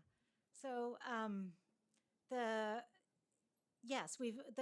as I said, the capacity for mobile treatment services, including ACT, FACT, SPACT, and IMT, has doubled since 2016. That most recently, right, with the 2 FACT teams opened up. So that's new forensic act capacity through state RFP, right? But those are accessible through our single point of access in the city. The state also did a procurement for Flex Act teams to address the issue of step down from ACT. And so there's 4 that were awarded in the city. A typical ACT team has a capacity of 68 people. These Flex Act teams go up to 100, with those extra sort of 32 people being sort of folks who maybe get less frequent care. And so the idea is you can expand your caseload if you're seeing people a little bit less, and there's some more funding that comes in for that as well. So that funding comes through us to those teams. So that capacity has already been added as well. And I think that's also part of the funding that we won last year in terms of being able to expand sort of the step down. Yep, exactly. Okay. I want to talk a little bit about racial disparities. The ACT data is showing that 55% of participants are Black. And so I'm wondering what culturally responsive practices are teams using? How is DOHMH ensuring that those practices are consistently implemented? And then not just that, but also, what is the training, the cultural competency for also like trans and gender expansive folks? Yeah, so we see those. We see an overrepresentation of Black and Hispanic New Yorkers across all of our adult mental health services. Typically, up about 75% of folks identifying as Black or Hispanic in our care, and what is driving that, right? And we look at the upstream referral sources, and the disparities in inpatient hospitalizations by race are similar. Racial justice and health equity are sort of core components of all of our work. We have a number of collaboratives with our providers to talk about how they can promote racial justice and health equity within their programs. We released guidance a couple years ago and have including things that organizations can do to address the work in terms of board representation and pay parity, and then also trainings for race-conscious and trauma-informed care at the point of delivery, and then, of course, looking at outcomes as well, and see if those disparities exist at outcomes. Well, thank you. We'll move over to Be Heard, and then we'll go to the next panel and following that public testimony. So I'm, Councilmember Schulman isn't here anymore. I appreciate the work that you're doing. I want to push a little bit, though, on sort of the concerns around increasing reporting. Yeah. Because, and to put this into context, right, like there are a lot of things that Be Heard is doing well, and then there are obviously areas for improvement. You know, I know that our colleagues are constantly talking about the percentage of calls that are eligible that get answered by Be Heard, and you know, while it might seem low on its face, it's actually in line with the national percentages That's of right. these other programs that are doing well and responding to as many as they are, and they're saying like we need to scale also. The difference is they're getting better outcomes. They are. They're calling the police in less. They are making better connections, and that's like the where do we take people? I think Be Heard will never be the success we want it to be unless we have more places to take people. Period. But I will say that, and the last time there was like that big multi-agency hearing on Be Heard, I had asked a lot of these questions. But in terms of data and being mindful of HIPAA and all those things, I've got, you know, the Cahoots quarterly report, the Portland Street Responses quarterly report, Denver Stars quarterly report. It's really long, and they're collecting a lot more data, and they're not violating people's HIPAA rights, and the data that they're collecting is allowing them to get better, more effective outcomes. Like, you know, we get the reports from Be Heard, and they're like 7 pages long. I mean, this is Be Heard's. This is the Denver Star Program's report, and so I just want to push us because we are going to continue to sort of underperform in terms of outcomes if we don't start getting that data. Like it's really, really critical. And so I guess a question I have for you is, have you all looked at the data that these other programs are keeping and gone through each of the categories, and not just data on individuals, but like we're not even keeping good enough data on the geographic information, like where are the heat zones, where the times of day, the breakdown of the types of calls. I don't think that there's anything precluding us from doing that, and we know, we see it. Like this is amazingly not a new thing anymore. So many municipalities have this alternate responder. They're doing better than us. I want us to do better. And I think data is a big part of that. Yeah. Thank you for that. So under the last administration, our cadence for reporting data on Be Heard was essentially kind of close to annually. We think we can do much better under this administration. We think that we can make more data available. We 100% agree with the spirit of Intro 722, to be able to report more data more frequently, potentially on a quarterly basis. And so we look forward to working through that and to being able to be able to share and publish more data. I will say one of the complicating factors that we have here in New York City compared to a lot of these other programs, which we do have contact with. We speak to Denver Star. I know. Okay. Our 911 system is dually operated by NYPD and FDNY, and then Be Heard is also introduces, a third entity, which is H&H, which is why under this administration, we are deeply focused on interagency coordination and really figuring out how to be able to bring agencies together to work more cohesively and be able to share information better. I believe we can do it. I think so too. The challenges in different places are different, and they're addressing them. They might be different than New York City, but like it's no different the existence of a challenge of, say, like a municipality that says, well, our responder isn't a city employee, and so that poses its own kinds of challenge. Like they're problem solving for different things too, and so I just want to say that, like, complete partners in that. We want to be at the table for that. I don't want to step on Councilmember Schulman's toes in terms of her leading on this bill, but like anything that we can do to help along with this, like we're here for. I'm certainly here for.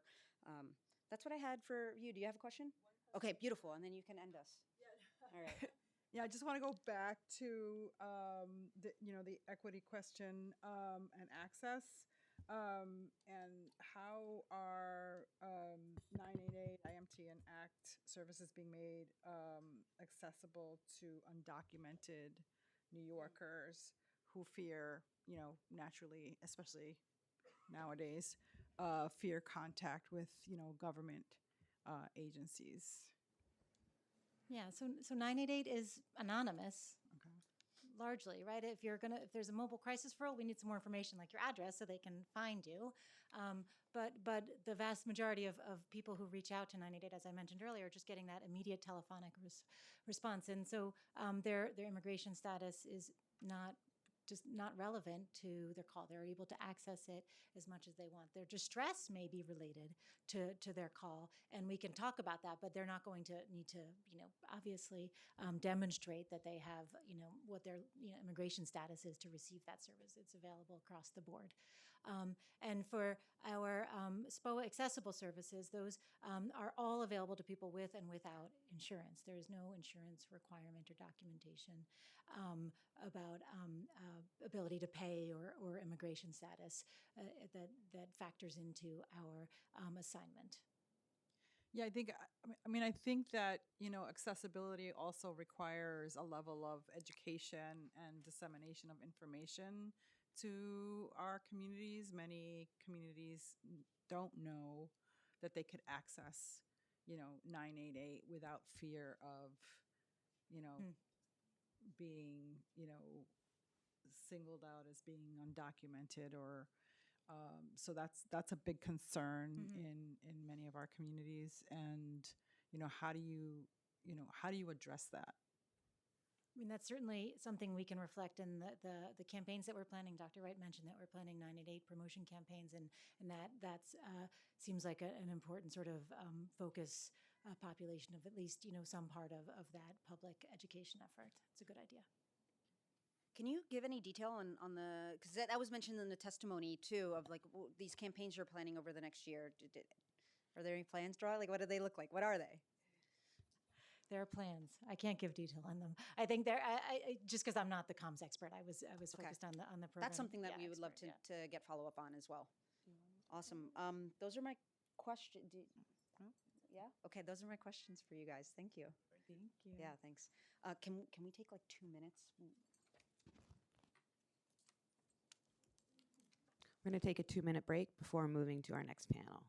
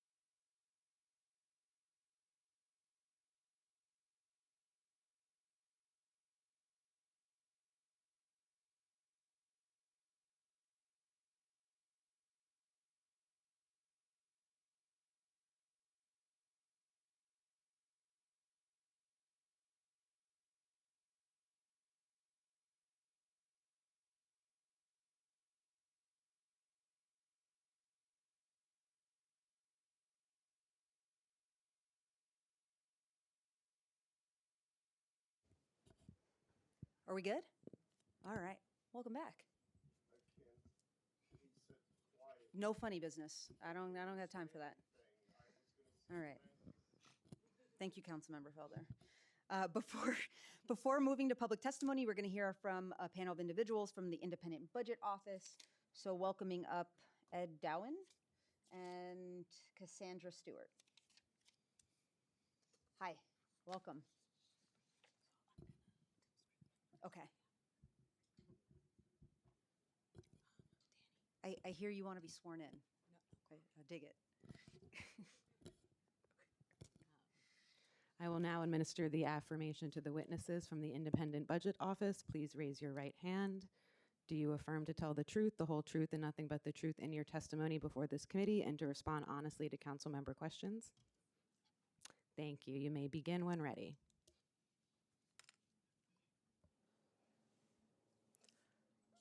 Good morning, Chair Caban and members of the committee. I'm Cassandra Stewart, Lead Budget and Policy Analyst on Health at the New York City Independent Budget Office, IBO. I'm joined today by my colleague Ed Dolan, who is a Senior Policy Advisor at IBO. I appreciate the opportunity to discuss some of the findings of IBO's January 29 report on the Behavioral Health Emergency Assistance and Response Division, BHERD, with you today. The report focused on BHERD operations and identified several factors that should be considered for optimal performance, both for the current program size and if the program expands. A companion report focused on precinct-level data. IBO's report explores BHERD as it has been structured until now. A program jointly funded, operated, and staffed by the Fire Department, FDNY, and Health and Hospitals, H&H. IBO conducted its analysis using FDNY data from the beginning of the program in June 2021 through the end of March 2025. Key takeaways from the report include, as far as eligibility, the number of calls deemed eligible for a BHERD response increased ninefold between the first full quarter during which the program was operational and quarter 3 of fiscal year 2025, which is the last period that IBO has data for. While a greater share of calls has been deemed eligible for a BHERD response, consistently more than 40% since the third quarter of 2023, a declining share of eligible calls have been assigned a BHERD unit, down from nearly 80% at the beginning of the study period to 37% by the end. In terms of response time and time spent on scene, IBO's analysis reveals that the response times are slowing, not just for calls eligible for and receiving a BHERD response, but for mental health calls citywide as well. At the beginning of the study period, the median response time for BHERD units was 12 minutes, while at the end of the period, this had grown to 21 minutes. In the most recent period of data, the third quarter of 2025, the median response time for non-BHERD units was approximately 19 minutes, which is slightly faster than it was for BHERD units. BHERD teams typically spend a longer time on site than other teams responding to mental health calls, which indicates that they're taking a longer time to evaluate and resolve the cases once contact is made. In the most recent data on hand, the median time spent on scene for calls receiving a non-BHERD response was 19 minutes. For calls receiving a BHERD response, the median time spent on scene was 33 minutes. With regard to staffing, as the area covered by the program has expanded, the number of teams has also grown, though not at the same scale. BHERD began operation in 2021 with 2 teams per shift, expanding to 3 teams by the end of 2022, and then 6 by the end of 2023. By the end of 2024, with 31 precincts covered by the program, there were 9 teams operating during each shift. This was also true in 2025. As the Mamdani administration moves toward developing its Department of Community Safety, this research provides unique insight into mental health calls, BHERD teams, the timing of BHERD responses, and geography served. Additionally, as there have been calls by council members and advocates to expand the program citywide and to extend hours of operation 24 hours a day, IBO's report identifies operational challenges for consideration. BHERD is still considered a pilot, though it's been operating for more than 4 years and currently serves approximately 40% of the New York City population. As the program has expanded, response times have slowed. This may be in part attributable to the program's expansions outpacing the scaling of staff. Looking ahead, if the city chooses to proceed with the current program model, officials might consider what staffing levels are optimal in order to meet current demand levels in terms of the volume of mental health calls received. If the city moves forward with the Adams administration's proposal to shift BHERT to H&H's sole control, factors such as call routing without FDNY involvement, replacement of FDNY staffing, and contracting for emergency vehicles are all issues that will pose operational challenges if not addressed. Thank you for the opportunity to testify, and we're happy to answer any questions. Thank you. I think I'm just going to start. Also, I want to acknowledge that I do still see the administration in the room, and so thank you for staying and listening to some testimony. It's appreciated. I want to start where I ended. Actually, I obviously pressed the administration some on some of the concerns or hesitancy around collecting and compiling and publishing more data points. You, in your report, you point out some of the pain points, some of the areas of growth. Do you think that being able to get that data, analyze additional data, would help address some of these pain points and the efficacy of Be Heard as a response system? That's a great question. I think it's important to be able to look back at the few years of the program that we have now, analyze data that we have on hand, and see what's working and what's not working, and use that to inform how we go forward. And you mentioned that 4 years later, this is still a pilot. Yes. I think we've gotten to a place, and we have enough information to know that this should be a permanent part of our continuum of care.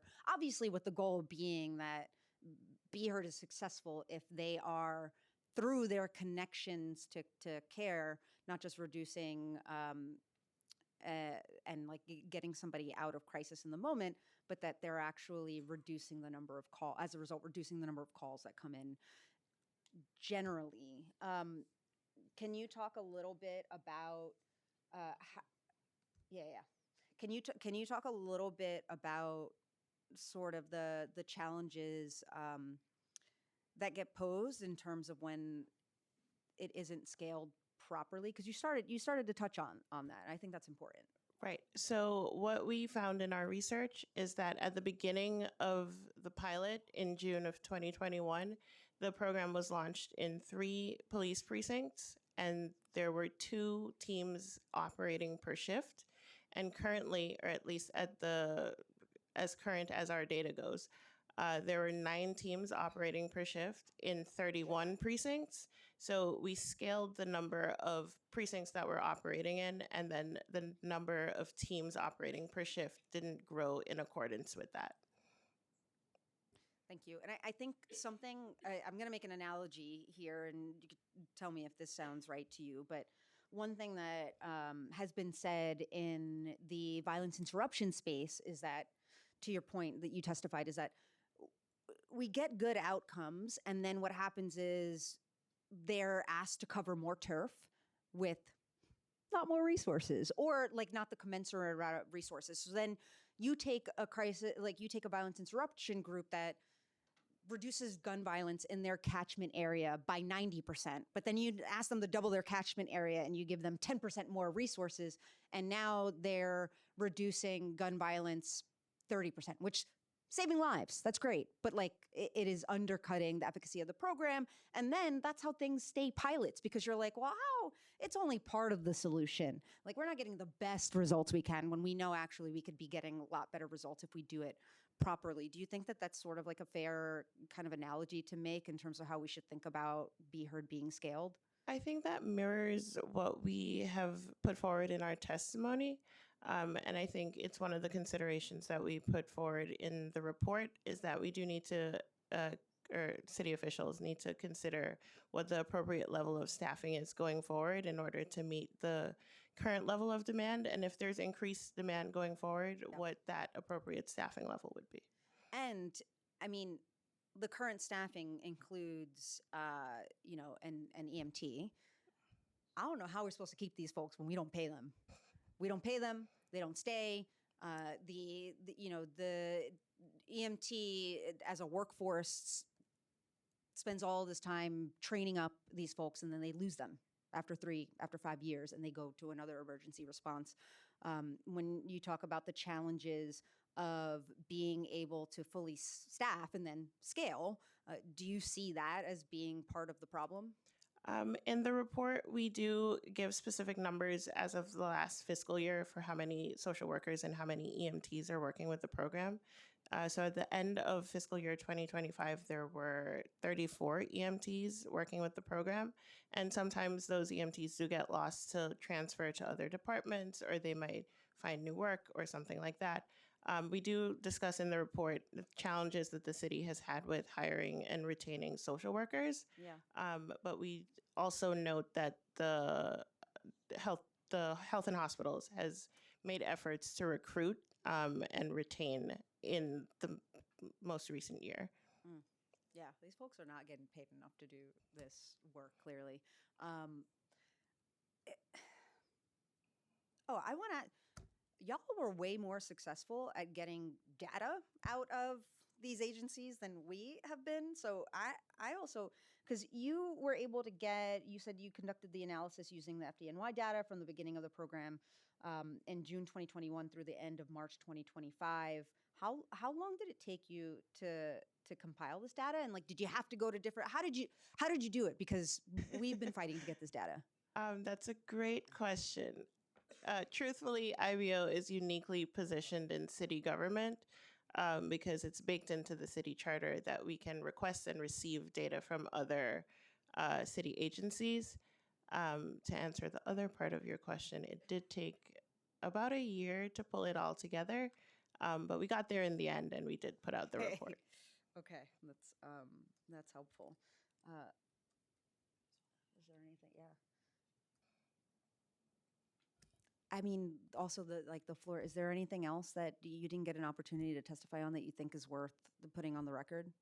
No, I think we covered the high points, and I would encourage everyone to read the report because there's good data in there. Yeah, absolutely. Thank you for the work that you're doing. Those are my questions. Thank you so much. Okay. I don't know where I put the script. Was it down there? Oh, I have it. Okay. We're now going to open the hearing up for public testimony. I want to remind members of the public that this is a government proceeding. Decorum shall be observed at all times. As such, members of the public shall remain silent at all times. The witness table is reserved for people who wish to testify. No video, recording, or photography is allowed from the witness table. Further, members of the public may not present audio or video recordings as testimony, but may submit transcripts of such recording to the Sergeant at Arms for inclusion in the hearing record. And if you wish to speak at today's hearing, please fill out an appearance card with the Sergeant at Arms and wait to be recognized. When you're recognized, you will have 3 minutes to speak on today's oversight topic. If you have a written statement or additional written testimony you wish to submit for the record, please provide a copy of that testimony to the Sergeant at Arms. You may also email written testimony to testimony@council.nyc.gov within 72 hours of this hearing. Audio and video recordings will not be accepted. And the other thing too is I know that this room isn't really designed for it, and there are advocates here and people from organizations, and you like to have a picture of you giving testimony. So if you would like that, just like hand the sergeant your phone, they'll hand it to me, and I'll take that picture for you. I know it's important. The people got to see the work you're doing. Okay. We're moving to panel one? So panel one includes Benjamin Heller, Jordan Rosenthal, Nadia Chait, and correct me if I don't pronounce your name correctly, Dr. Van Yu, and Danielle Regis. And you can start in whatever order y'all want.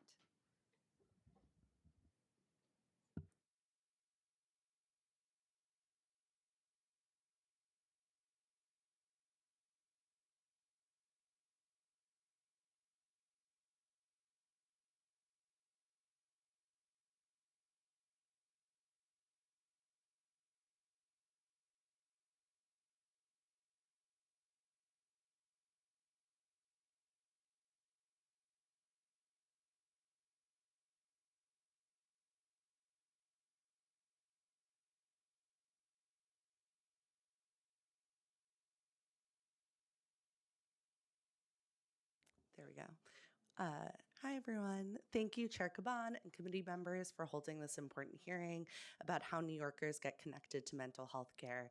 And thank you to the administration for staying. I really appreciate it. So my name is Jordan Rosenthal, and I am a social worker, a peer, and the director of advocacy at Community Access and the lead organizer of CCIT NYC. I'm here today under my CA hat, and I'm going to talk about some feedback that I got when I spoke to our homeless mobile teams and housing directors about what they think is the most important thing for council to understand, what investments they want to see, and what other changes they envision. So really from this on-the-ground boots perspective of what they encounter and the problems. So staff emphasize that emergency systems and coercive measures like AOT are overutilized and do not address the needs of community members who struggle with their mental health. They described consistent system failures to support individuals who do not meet the criteria for longer-term hospitalization, but are hospitalized frequently and are already connected to ACT services. For some people, the lack of timely and comprehensive support services in times of crisis can put people at risk for interpersonal violence and behaviors that create fear and concern for other community members. When police are involved in these scenarios and bring individuals to the hospital, they're almost always discharged because it's a behavioral issue and not a mental health issue. Or conversely, due to administrative pressure in the hospital system and to reduce liability concerns in the discharge planning process, individuals are placed on AOT instead of connecting individuals to voluntary treatment and support options. In particular, when people are experiencing prolonged periods of crisis and threats or act of interpersonal violence or property destruction, Community Access has had multiple complex needs case conferences with the state and city DOHMH, which have produced no answers or solutions for where these community members might be referred to for real assistance or a safe place to live that will not endanger others in that environment.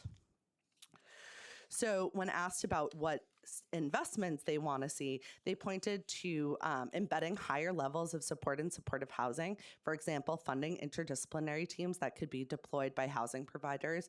So like an internal type of IMT team that you could send to all of your different supportive housing sites and kind of have it 24/7 and not have to rely on an external actor. And including peers on these teams would be great value in terms of engagement and connection building.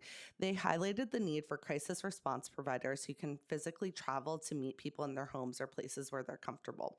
Supportive housing providers need access to more funds to have like multidisciplinary teams within their care, including RNs and psychiatric nurse practitioners. Okay, thank you. This would serve aging in place and isolated community members by lowering barriers to access to care.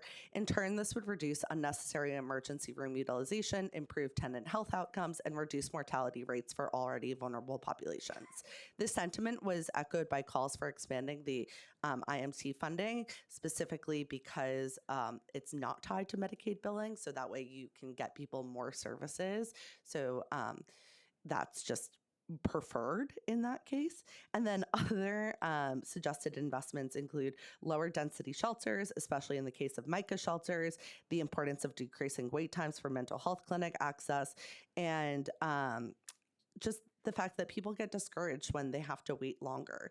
So really, as you said before, the need for having third spaces and options for people to deal with crisis and be connected to care in a timely manner. Thank you. Thank you. Hi, I'm Nycc. I'm the Senior Director of Policy and Advocacy at Nycc, and thank you, Chair Caban, for this hearing. Nycc is one of the city's largest providers of intensive mobile treatment teams. We have 9 assertive community treatment teams, including 4 forensic teams and 2 that serve as an alternative to incarceration, and we have 7 intensive mobile treatment teams. So we fully believe in the incredible value of these services and the work that they do to help New Yorkers live their lives stably in their communities with the supports that they need. A clear priority for the city and this budget has to be, as you've discussed, eliminating the wait list for ACT and IMT. It remains unconscionable that we don't know the exact number, but some hundreds of New Yorkers are waiting for these services that they've been assessed to meet the need for. And, I think often, and I think we didn't hear this today from the administration, which is great.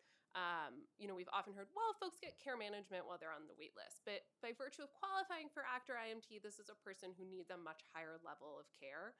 And so really working to get folks into those services as rapidly as possible, and particularly making sure that folks who don't have an AOT order also have rapid access.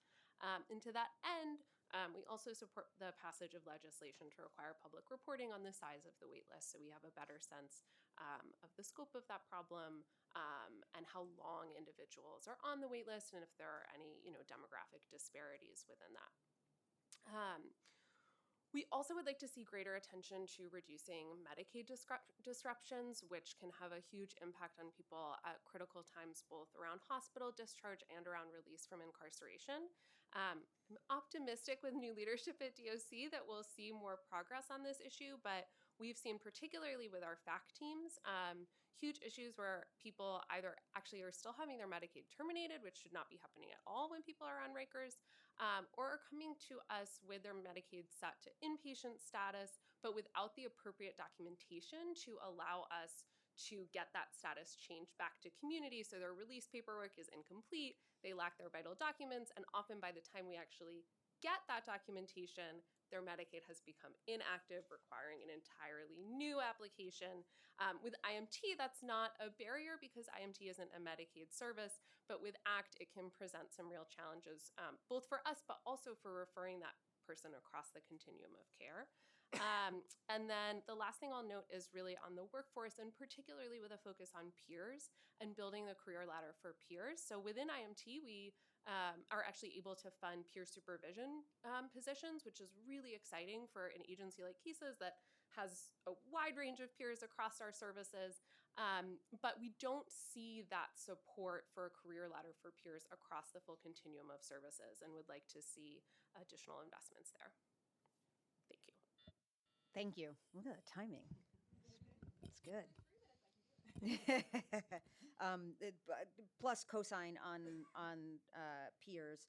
I do want to note that last budget cycle, the Progressive Caucus fought alongside community partners for the $15.5 million to expand the mobile mental health treatment teams and eliminate the wait list. And so that is a question that I will be asking at the upcoming budget hearing to see how that money's being spent and what kind of progress we've made on that front. So thank you.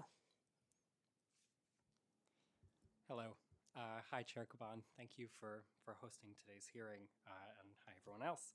My name is Benjamin Heller, and I'm a program manager at the Vera Institute of Justice. Thank you for the opportunity to testify today. Our city increasingly relies on the criminal legal system to respond to behavioral health needs, and this has contributed to the ballooning jail population, hindering the city's commitment to close Rikers Island by 2027. As of last fiscal year, roughly 1 in 5 people on Rikers Island had a serious mental health diagnosis. Police, courts, and jails do not provide effective treatment, and incarceration often worsens mental health outcomes for individuals and for communities. To improve community-based mental health treatment, the city must start with 3 focus areas. First, and you've heard this a lot already, assess and scale existing services.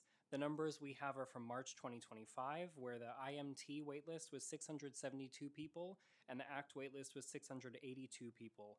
City Council must pass legislation requiring DOHMH to regularly report on these waitlists, which will enable city government to make data-driven funding decisions. Expanding capacity will allow more people to access voluntary care, improving stability without resorting to involuntary hospitalization, arrest, or incarceration. Second, send trained peer specialists and clinicians to mental health crises, not police. Again, you've heard about this today. Be Heard's call triage limitations and narrow eligibility criteria have meant that in the third quarter of 2025, only 41% of, quote, emotionally disturbed person or EDP calls were deemed eligible for a Be Heard response. To close this gap, the city should update 911 triage and dispatch to make more EDP calls, including, importantly, instances of self-harm, eligible for Be Heard. Police should not be dispatched before EMS has the chance to triage a call. Strengthening training and support for call takers will help them better determine safety risk, and embedding behavioral health professionals in dispatch centers will further improve decision-making. In addition, the city should add peer specialists to teams where appropriate, consistent with research demonstrating their effectiveness both in New York and across the country. And third, grow the behavioral health workforce. The city should mobilize a comprehensive behavioral workforce development strategy, leveraging existing assets like Health and Hospitals Peer Academy, Community Access's Howie the Harp, and other initiatives run by OCMH. This will enable the city to scale up mental health services to meet increasing need. And without it, even with adequate funding, services won't scale. Voluntary, community-based mental health services make our communities safer. By expanding and strengthening these services, the city can support people before a crisis pushes them into the criminal legal system. Incarceration cannot meet people's mental health needs, let alone do so with dignity or compassion. Thank you.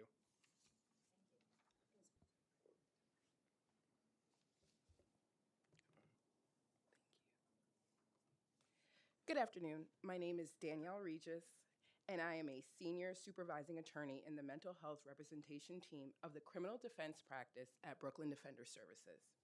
Chair Caban and members of the Committee on Mental Health and Substance Use, thank you for the opportunity to testify today on the critical issue of New Yorkers' access to crisis mental health care. As a public defender, I have represented people in Brooklyn's mental health court for approximately 8 years, and this month marks my 15th year as a public defender. The people I represent often encounter police when they are in crisis and seeking care, or when the absence of available care has led to the decompensation of their mental health. Too often, untreated mental illness becomes criminalized simply because the appropriate systems of care were not accessible when they were needed most. We are encouraged by the council's and the mayor's commitment to ensuring that people in crisis are met with care, not criminalization, including the creation of the mayor's office of community safety. Mental health crises must be treated as health issues, not law enforcement matters.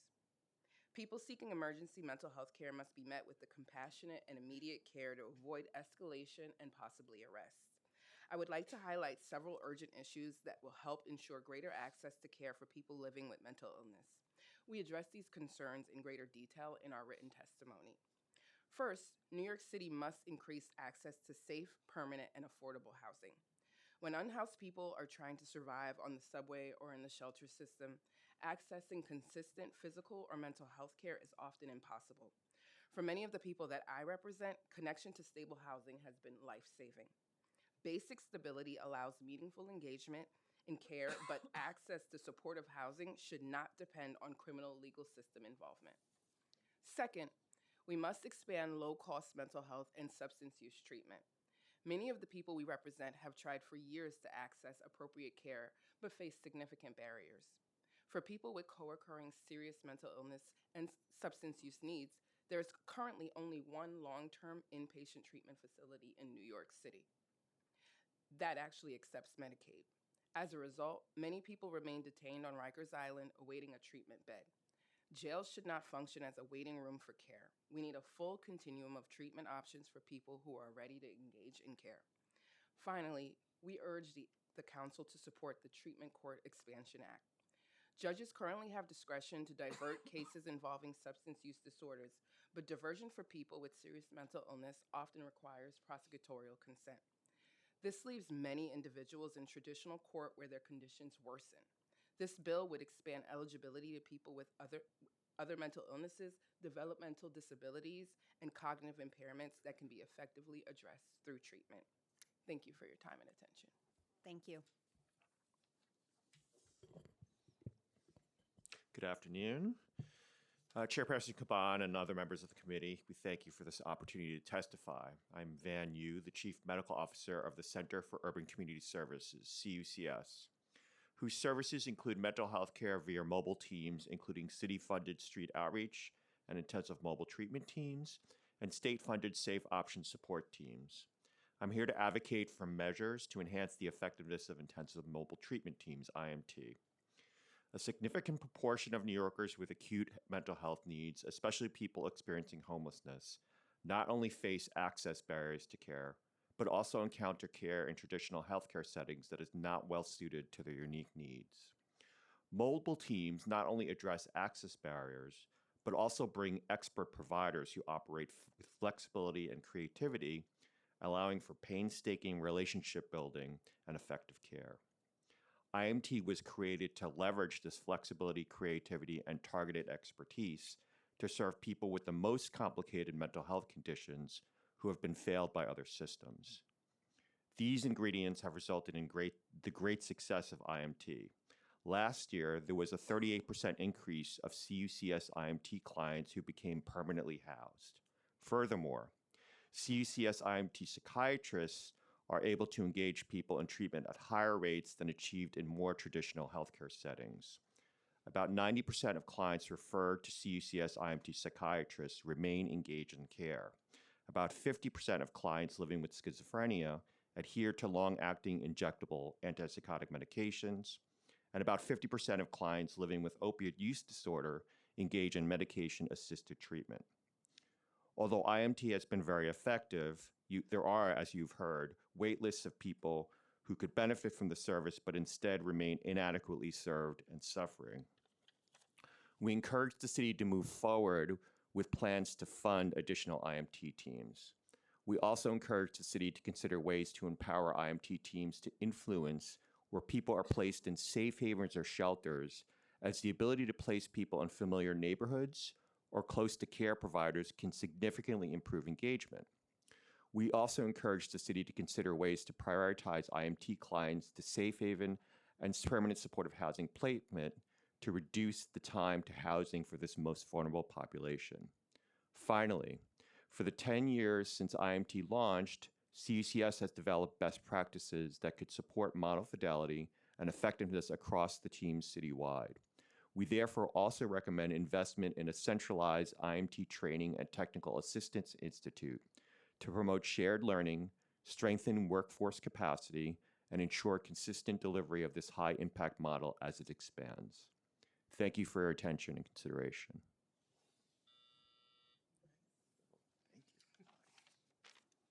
Great, thank you. I just wanted to the kind of, well, I guess I'll pose it as a question, be participatory. But in the report, in the committee's report, there's a section sort of like on challenges and a subsection on the IMT teams, and it talked about the 2024 comptroller audit. And we were doing the briefing for this, and when I read it, I take notes and I bring it to these folks who are smarter than I am, and we talk about it. And I think it's interesting because there sort of was, I guess it could be characterized as a criticism of IMT in terms of not being able to report specific outcomes or data points. And I actually don't think that that's really a problem when you get down to it for this. We can talk about all day long about how we need more data points for Be Heard, for efficacy, but I just want to understand, at least have you talk a little bit about why sometimes that isn't the thing that should be measuring success, because the whole idea of IMT is to be nimble enough and provide an opportunity for creativity, not be bound by the things that you have to do when you're being reimbursed by Medicaid. So I was actually critical of that portion of the comptroller's audit. And just wondering if you have any suggestions in the face of that. Obviously, we come here and we talk about all these things and we're like, prove it works, because we're putting taxpayer dollars into it. And sometimes it's not easy to put on paper, but the IMT is clearly filling a very unique gap and doing it in a way that has less constraints, but probably is harder to report on.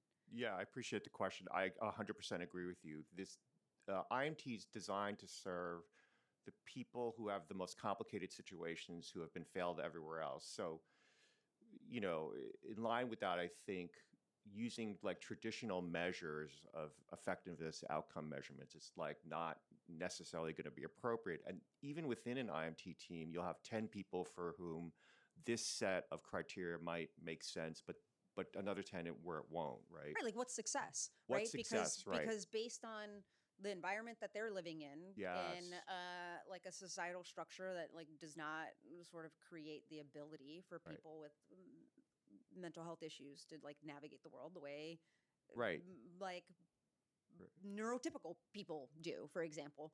Of like success could mean a day-to-day life that looks different than somebody else that may have more challenges as a baseline, but is still a vast improvement from what they might otherwise be struggling with. Yeah, right. So I agree. I think just like the care and this engagement has to be unique for each individual person, and in this kind of setting, I think the definition for success is also necessarily going to be different for different people. So it might require, instead of like a lot of quantitative measures that we're used to looking at, more qualitative kinds of measures, which are more difficult to assess, Yeah. difficult to put together, but could also be more interesting also, and like more impactful and more powerful. And there are, I think, some standard measures that are still worth looking at in this population. For example, hospitalizations, right? Like you would definitely want an IMT team to decrease the numbers of hospitalizations Right. that people had, compared to prior to them joining IMT. So there are a few measures that are definitely still worth keeping track of. Cool. Thank you. If I can just yeah, quickly add go to ahead. that, I think also when we think about measures, it's important to consider what measures we as providers have control over and what we don't. So I know in our IMT teams that the percentage of our clients who we've successfully connected to supportive housing has decreased in recent years. It's not because of a change in practice for our teams. It's because we're just finding that the length of time it takes to get a person into housing has significantly increased. I think that still makes it a valuable data point to connect. Yeah, sorry about that. I was saying the length of time it takes to place someone into housing has increased. I think it's still a valuable data point to collect, but the outcome is not that provider isn't doing a good job. The outcome is we need to solve the systems behind which it takes so long to get someone of such high need into the housing that they deserve. What story are we telling, or what conclusions are we drawing from a particular piece of data? Great, thank you. And this might be a little floofy, but what about asking the person on IMT, what do they consider success, right? I think a big part of what everyone has talked about is the need for voluntary services. And I recently saw this like New York Times article that was about, the colds and bringing people in. And someone wrote in the comments something that like, it was like a light bulb moment. And it just said autonomy. People want to make choices for themselves. So I think also empowering people, asking people, what does success mean for you, right? So instead of just having quantitative measures of that, also should be like, have you had engagement with a peer, right? Like how many peer interactions you've had. It doesn't need to be like, how many times have you seen Van or, whoever. There are other alternative things. But I think asking people, it doesn't need to be like in a system, right? But asking people Like, what do you want to be able to do what in the is course your of your day? goal? Yeah. And then if you want to quantify that, how many people made their goal, right? It could look a lot of different ways, but I think a part of this is also engaging people in their own care. And if we want people to accept voluntary services, we have to actually engage them and ask them what they want and what they need. Thank you. And thank you to the entire panel. Oh, sorry. I forgot you were there. I forgot I was here as well. I know. Yeah, this may be unconventional, but if you don't mind, if no one has to raise their hand if they don't want to, but how many people in the audience that are willing to raise their hand that have a family member that has some of the issues that we talked about? Yeah. Okay. Yeah. No, so I just wanted to comment is that, I had to leave, so it's really not fair for me to comment to the zoning meeting. But I had a family member, may she rest in peace. it just seems to me, and I have very, very strong memories, you know, the how first of all the housing issue, unless having housed there are there's so many different levels of people that are in need. Just like, for example, I have Crohn's disease. There are people who have it severe, different, there are different levels of whatever it is, similarly. But if you have a family member or it's somebody who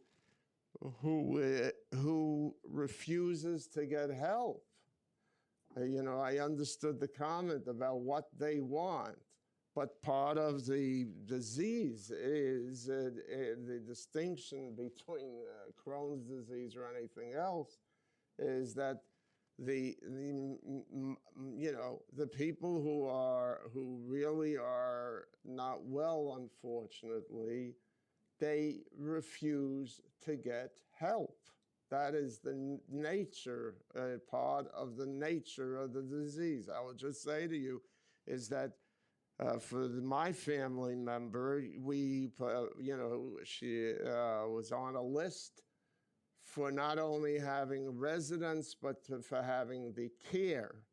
Having residence is important for someone who's not that sick and is okay with somebody, being able to go, having a place to live, and being able to go on their own and get help wherever they need to get help.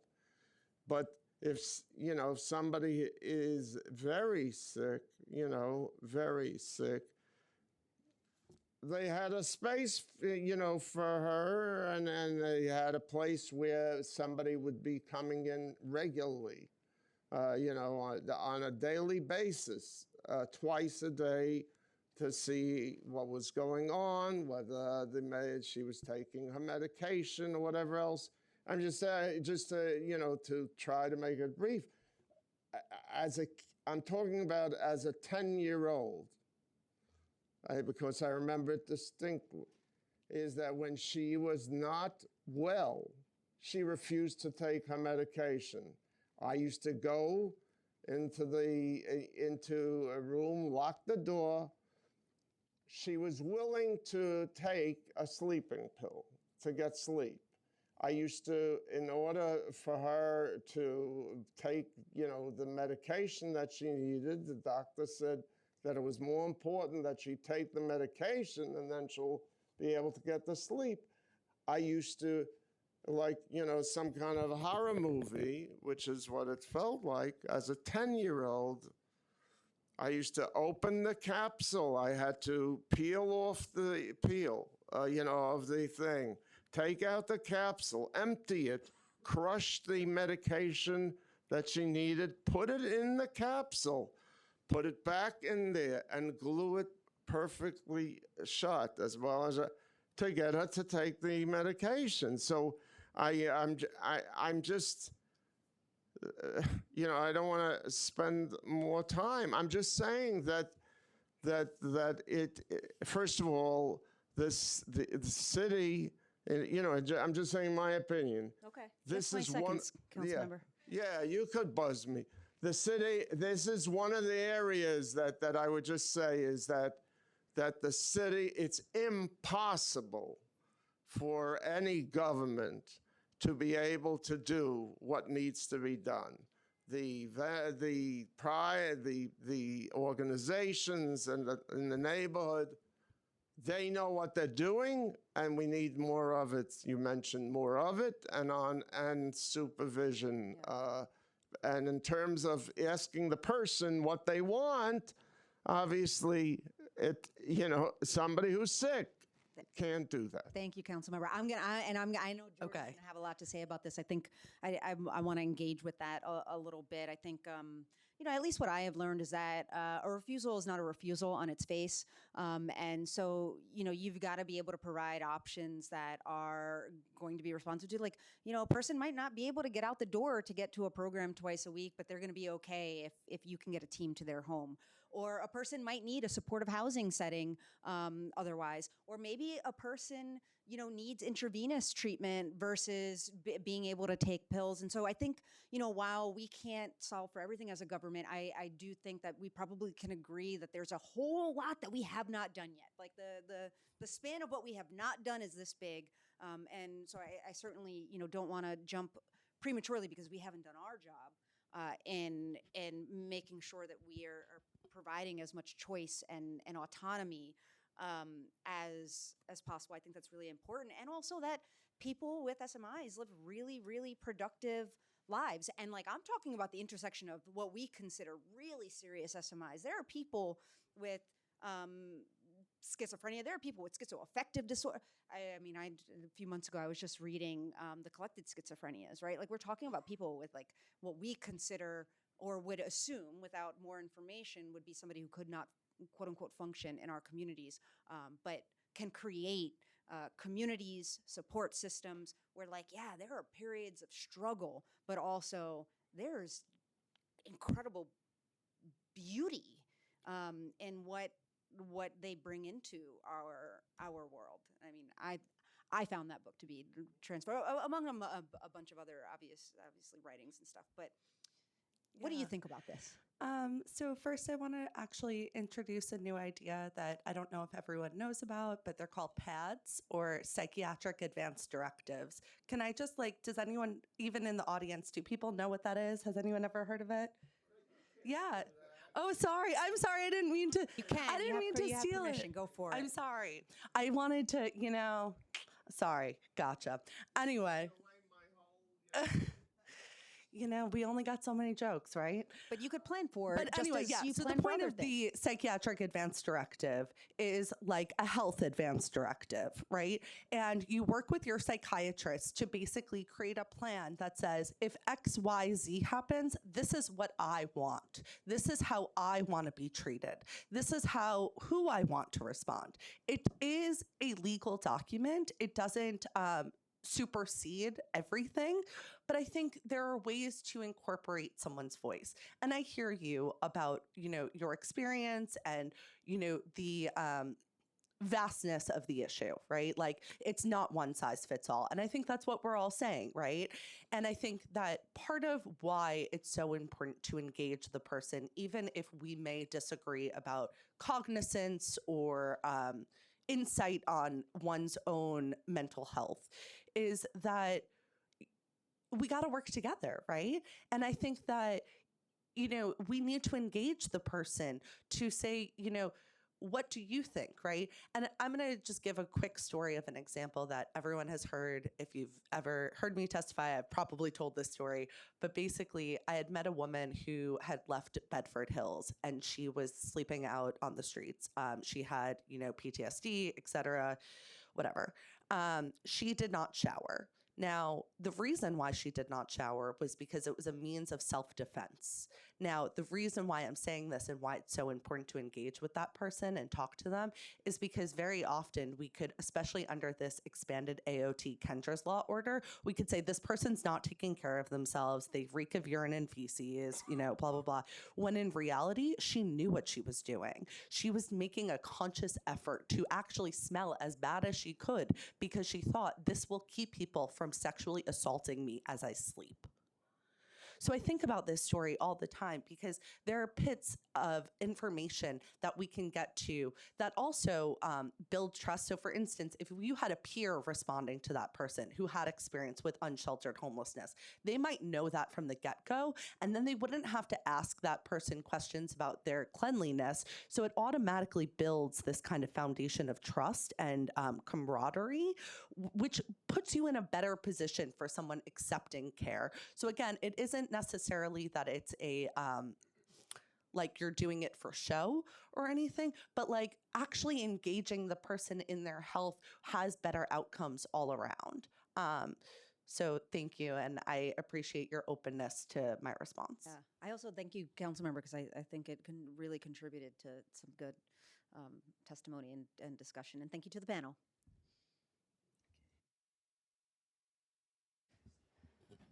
Okay, panel number 2 is Razia Begum, Sofina Tani, Kumari Cruz, Fiona O'Grady, and Jonathan Chung.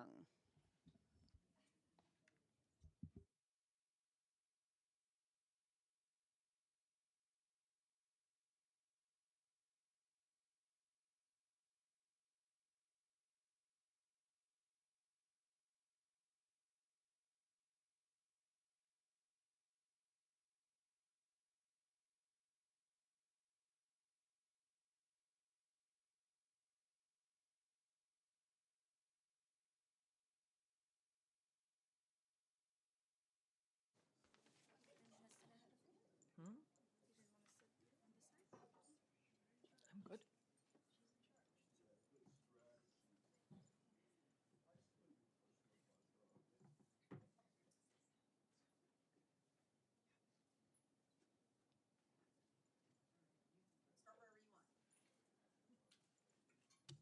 Hello there.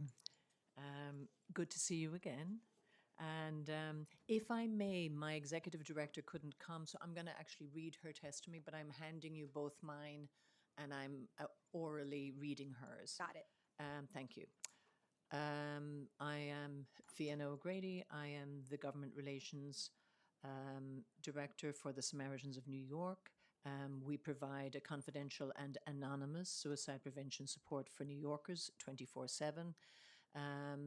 As a role, we also serve, we have a seat on the National Council for Suicide Prevention and work internationally with befrienders worldwide. There's over 400 branches of Samaritans in over 40 countries. It's the largest global suicide prevention network. We support all 3 items before you today. And again, I think I'm echoing what I'm hearing, and I'm glad it's in my black and white also, which is trust is what is at stake today, and trust depends on transparency. And at a minimum, the council should have access to aggregate reporting on key 988 performance indicators. And also, they can do that without compromising confidentiality as it is already being collected. So we're talking about the call, chat, text and chat volume, waiting times and call abandonment rates, cross-state routing and use of national backup centers, which you've all mentioned, risk levels identified during contacts, emergency dispatch and mobile crisis deployment, and referral patterns and the types of services callers are connected to. Transparency allows policymakers to understand how the system is functioning, where people are being directed for care, and where improvements may be needed. But transparency is only part of the larger conversation. As New York strengthens centralized crisis systems like a 988 and SPOA, it's also important to remember that suicide prevention does not occur only within centralized intake systems. It happens across the broader health and the social service landscape, as well as, I think, demographics and the downstream issues that lead to crisis. Community organizations, healthcare providers, schools and local hotlines, they all play an important role in helping people reach support. When we become over-reliant on a single system, whether it's SPOA, 988, we risk weakening the very safety net we're trying to build. Large systems are designed for capacity and scale. Community-based services are often designed for trust and relational continuity. These are different strengths. A well-functioning crisis system needs both. 988 may be the front door to crisis care, but that does not mean we should turn all the other lights off. And I'd also like to add that when you look at the best practices in suicide prevention, the Army and Navy did the best national research, and what they found was that autonomy and allowing the person who is, either suicidal or has had attempts, etc., giving people choices amongst services worked. And that was the largest, because it is a closed cohort of people, it was the largest study. And basically, what they're saying is diversity of services and choices that persons can make in their autonomous self works best for suicide prevention.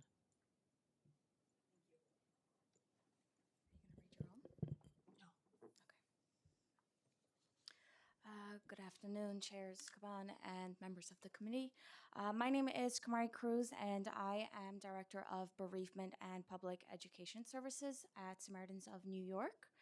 In my work, I support individuals and families who have been touched by suicide, and I work closely with communities all across New York City to strengthen suicide prevention education.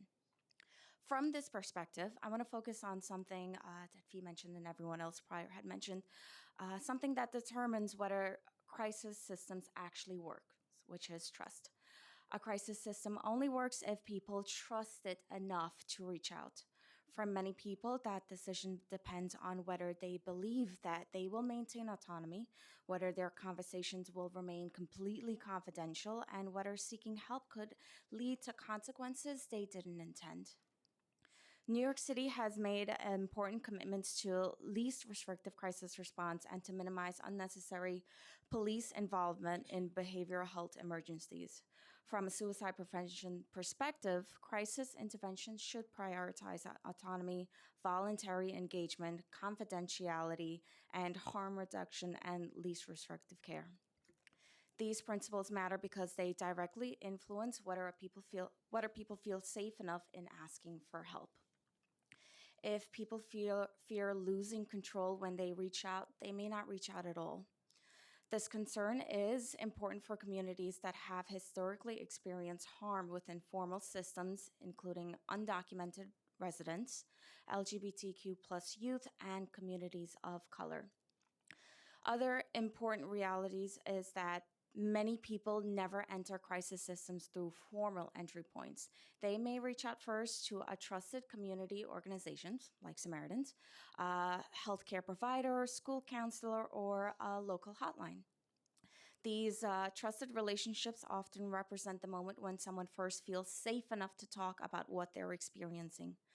For many individuals, the difference between reaching out and remaining silent is whether they can do so in a way that feels safe and familiar. A well functioning crisis system, therefore, needs both scale and trust. Large systems provide capacity, community rooted services provide connection. When those two strengths work together, people are much more likely to reach the support they need. Thank you.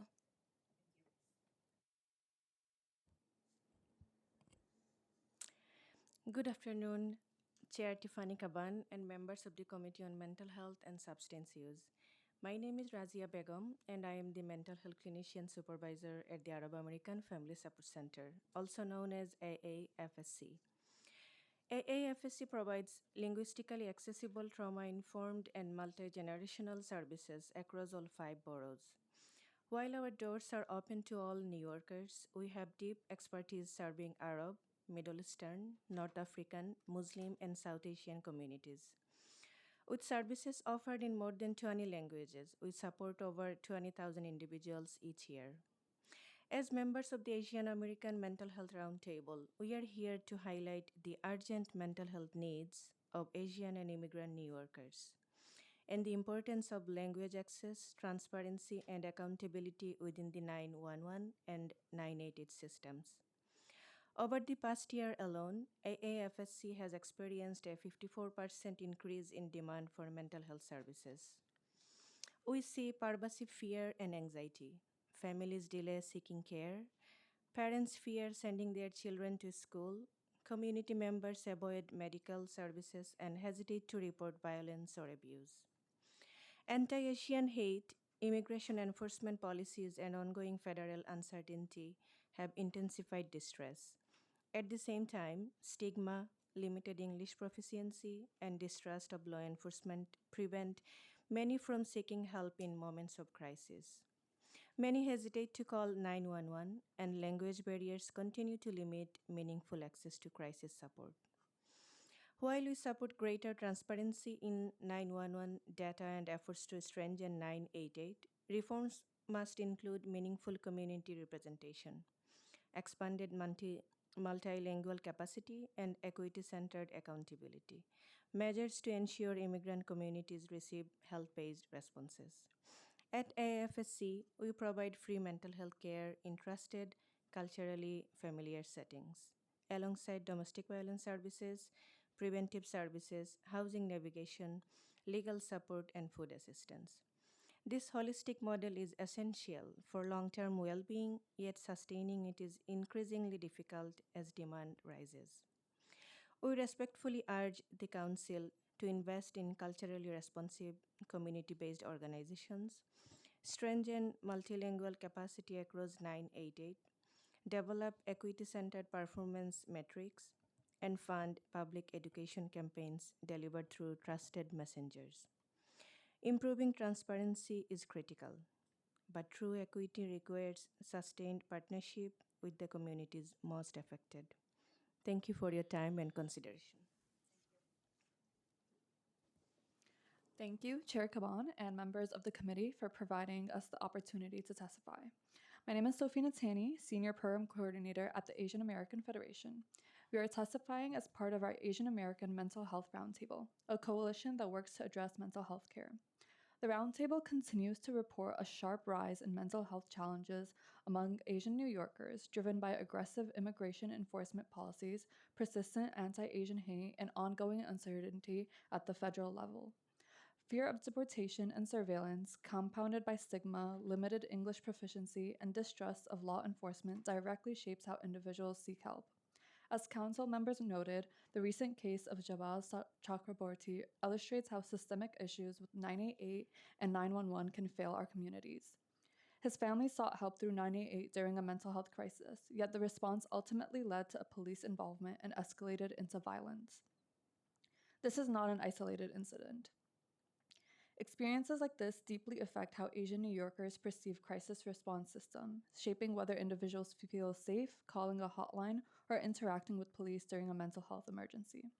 Establishing a task force and launching a public education campaign are important first steps toward greater transparency and accountability around 988. However, without a clear commitment to equity, robust language access, and meaningful community collaboration, these reforms will not fully help the people who need them the most. We urge the Council to consider the following. Consult Asian-led and immigration-serving community organizations when reviewing 911 reporting data. These groups are already providing crisis support and can ensure data reflects lived realities, not just system metrics. Include Asian-serving CBOs on the 988 task force to ensure recommendations reflect the needs of immigrant communities. Directly fund culturally and linguistically competent CBOs because they're already delivering crisis and emergency mental health support, but lack funding to meet growing demand. Build partnerships with trusted community hotlines for smoother referrals and strengthen language access across 988, as well as provide culturally competent training and mental health support for staff experienced vicarious trauma. Develop equity-centered performance metrics and publish them annually. And finally, deliver multilingual public education campaigns through ethnic media, faith institutions, and grassroots partners to increase awareness and reduce stigma. Thank you for your continued leadership and for the opportunity to testify today. Good afternoon, Chair Kuban, Councilmember Felder, members and staff of the committee. My name is Jonathan Chung, and I'm testifying on behalf of the National Alliance on Mental Illness of New York City, the only nonprofit in the city providing free, direct, and extensive family support and peer services to New Yorkers caring for someone living with mental illness. I also serve on the steering committee of the Correct Crisis Intervention Today Coalition. Thank you for holding today's important hearing. First, I want to affirm NAMI NYC's support for Intro 722, sponsored by Councilmember Schulman, which would increase transparency in the city's Be Heard program. Requiring regular reporting on mental health emergency responses will allow policymakers and the public to better understand what is working and where improvements are needed. We also support the pre-considered introduction sponsored by Councilmembers Lee and Caban, which would establish a task force to study and strengthen the 988 system and require a public education campaign about 988 and the available crisis services. The 988 Suicide and Crisis Lifeline is a critical tool that connects New Yorkers to trained counselors, clinicians, and peers.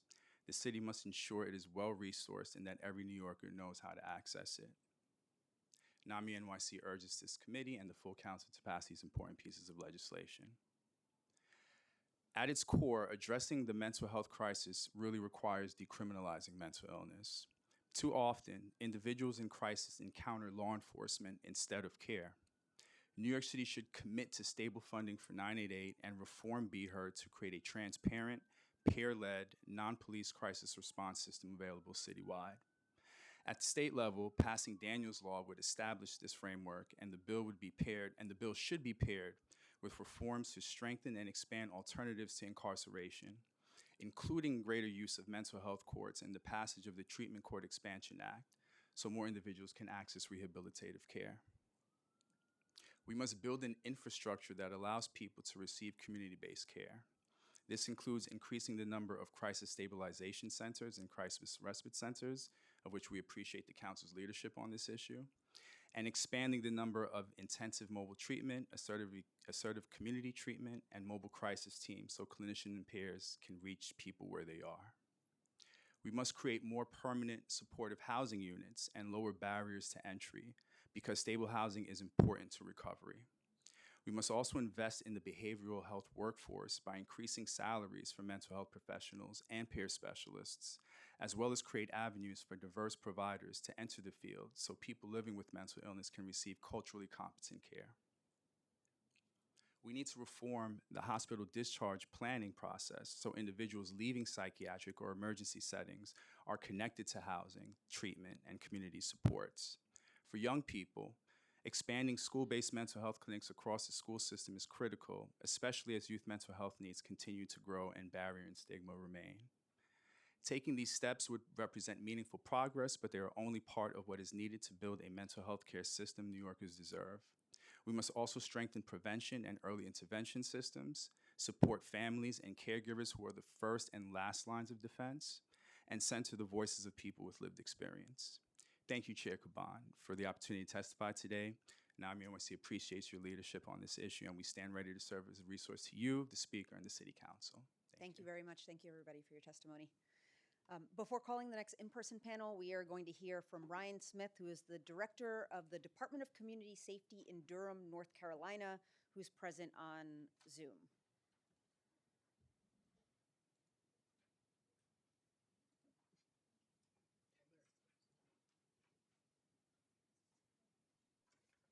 Good afternoon. Can you hear me? Yes. Thank you so Good much for afternoon. being with us. We really appreciate it. Thank you for the invitation. Happy to be here. This is important work. Good afternoon, Chair Caban and members of the committee. My name is Ryan Smith. I serve as the director of the City of Durham's Community Safety Department in Durham, North Carolina. Our department represents a new branch of public safety. We operate one of the most robust alternative response programs in the country, known as HEART. I'm here to share evidence from our work and lessons we've learned over our first 40,000 crisis responses. In 2021, we started with 13 vacant positions and a mandate to reduce harm, extend care, and increase stability for neighbors experiencing crises. After a year of planning, we launched HEART. 4 years later, we are a department of 90 professionals, including licensed clinicians, peer support specialists, and EMTs. We're fully integrated into 911. We are dispatched as primary first responders to a broad range of calls beyond just mental health. Most often, we are dispatched instead of police, not just after or with police. This model has allowed us to scale from a small pilot to a citywide 15-hour-a-day operation with overwhelming public support and increasing support from law enforcement. Our impact has been independently verified by researchers through rigorous evaluations, and the data is clear. HEART is safe. In over 40,000 responses, we have only had 2 minor injuries. Our teams report feeling safe over 99% of the time, and requests for police backup for emergency safety occur less than 0.5% of the time. HEART is cost effective. HEART generates a net government savings of $900 per response. HEART builds trust. After just 1 year of operation, 57% of residents said HEART's presence made them more likely to call 911 in a crisis. HEART reduces arrest and citations. Among calls receiving a HEART response, crime reports dropped 58% and arrest fell by 56% compared to qualified calls handled by police. HART also importantly increases voluntary transportation to services and support. Instead of jail and arrest, people are more likely to be connected to care that can address the needs of their underlying crisis. HART saves police significant time. HART responds on average in about 12 minutes from dispatch, and has also improved response times for police by 3 minutes. Additionally, HART has diverted thousands of calls from law enforcement, freeing up officers who are short-staffed to respond to calls where they are most needed. Last year alone, we saved law enforcement over 8,000 hours in response time. HART is also increasingly viewed as an essential resource and part of our public safety team, and available to support better outcomes on the scene. And this is true for law enforcement. When the program launched, just 37% of officers thought HART would be helpful. After just 1 year, that number increased to 67% of patrol officers who viewed HART as helpful in responding to mental health calls. Almost done. I want to start, or I Take want to your end with time. All good. Okay, great. I want to end with some recommendations for consideration from what we've learned. I know that you all are considering a community safety department. I've had the great privilege and joy of leading one for the last 5 years. For a community safety department to flourish, I offer 4 recommendations for your consideration. First, 911 integration is absolutely crucial. The program should be integrated within the 911 system. That doesn't preclude connections to 988. But if you're not integrated in 911, you are missing opportunities to reduce harm and extend care. I would also add that our Durham 911 system operates as a separate department, independent from police.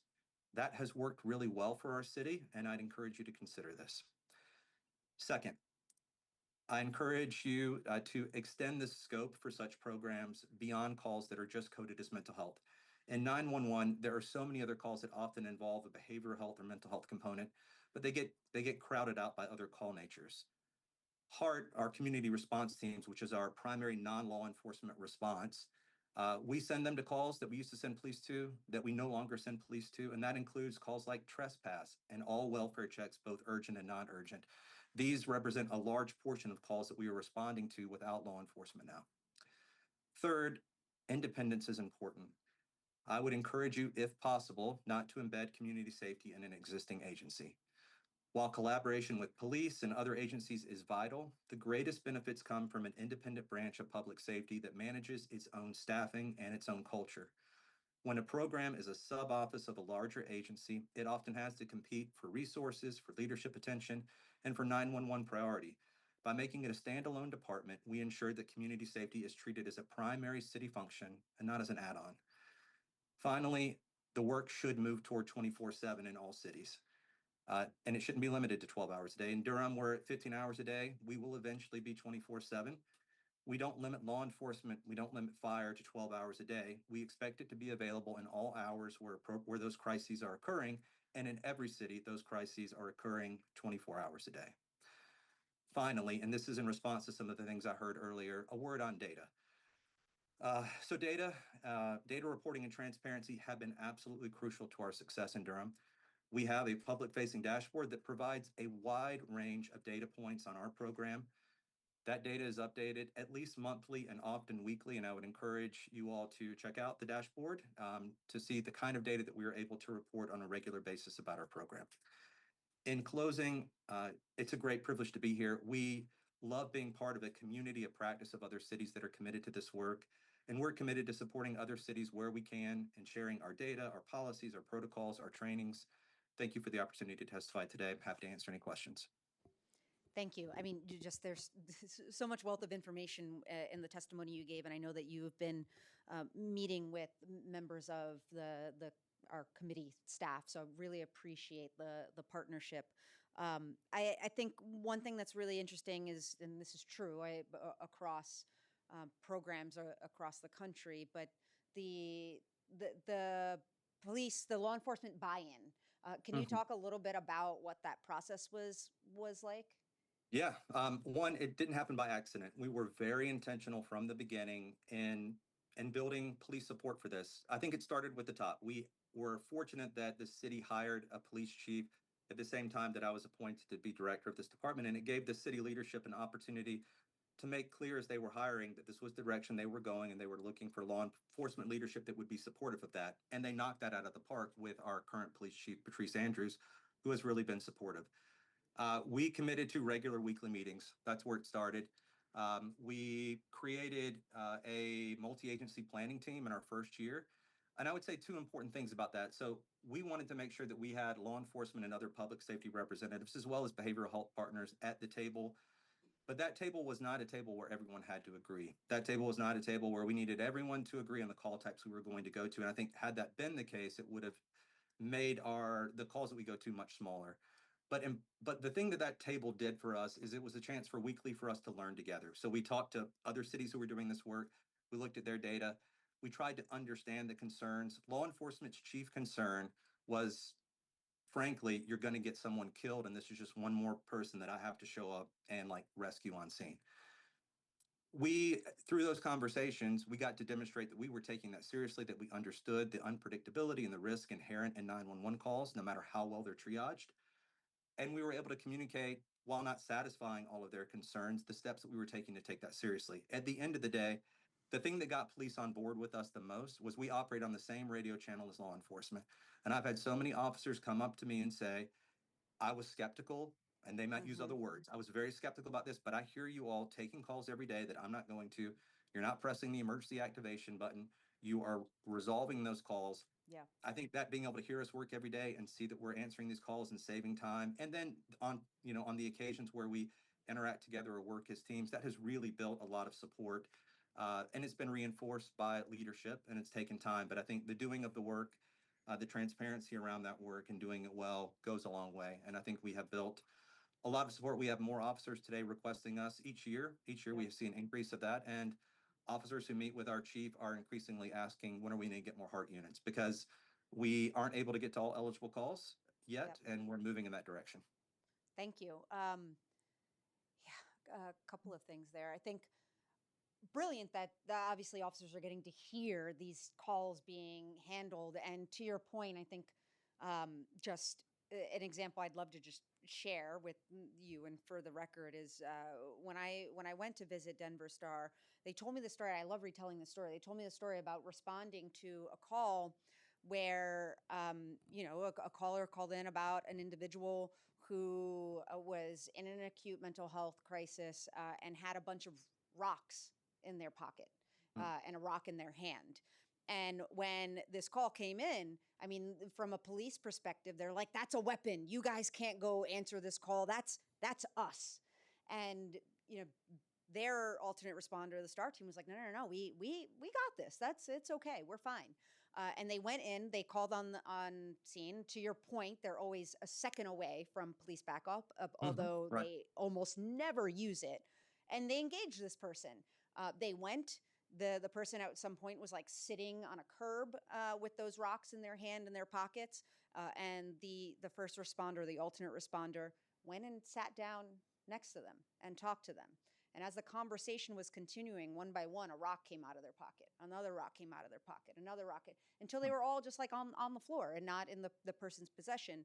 And when they debriefed the call afterwards, the officer that was available, right, nearby, said, we would have never allowed that to happen. You mean you sat side by side next to this person who had rocks with them? And they said, yeah, I didn't assess that situation the same way you are trained to assess a similar situation. And because of that, we were able to get the outcome that we did. And so there's just like a fundamental difference in how we see and experience an environment and a person and assess that threat.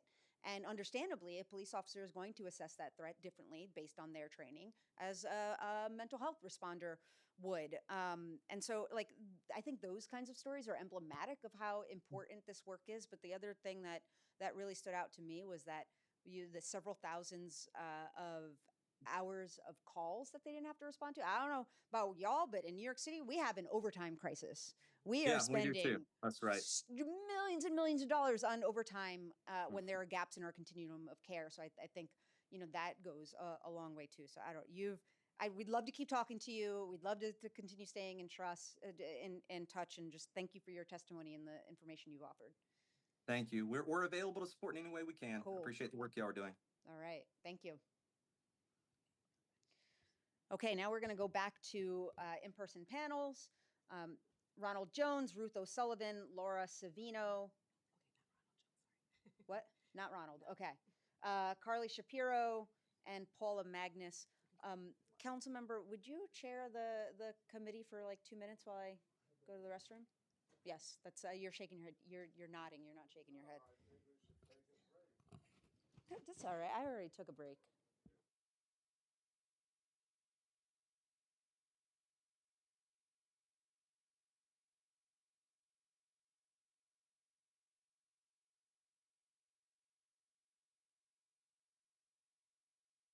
You know what? Never mind. She's in charge.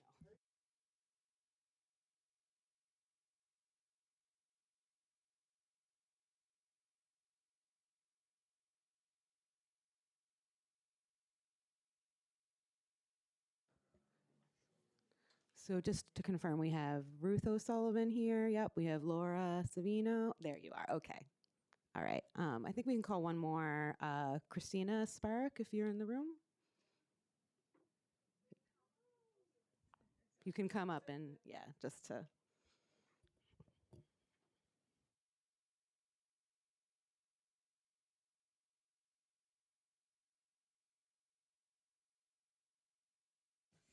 Good afternoon, esteemed members of the committee. My name is Ruth O'Sullivan, and I currently serve as the Senior Director of Clinical Practice for the Center for Justice Innovation. Thank you for the opportunity to testify.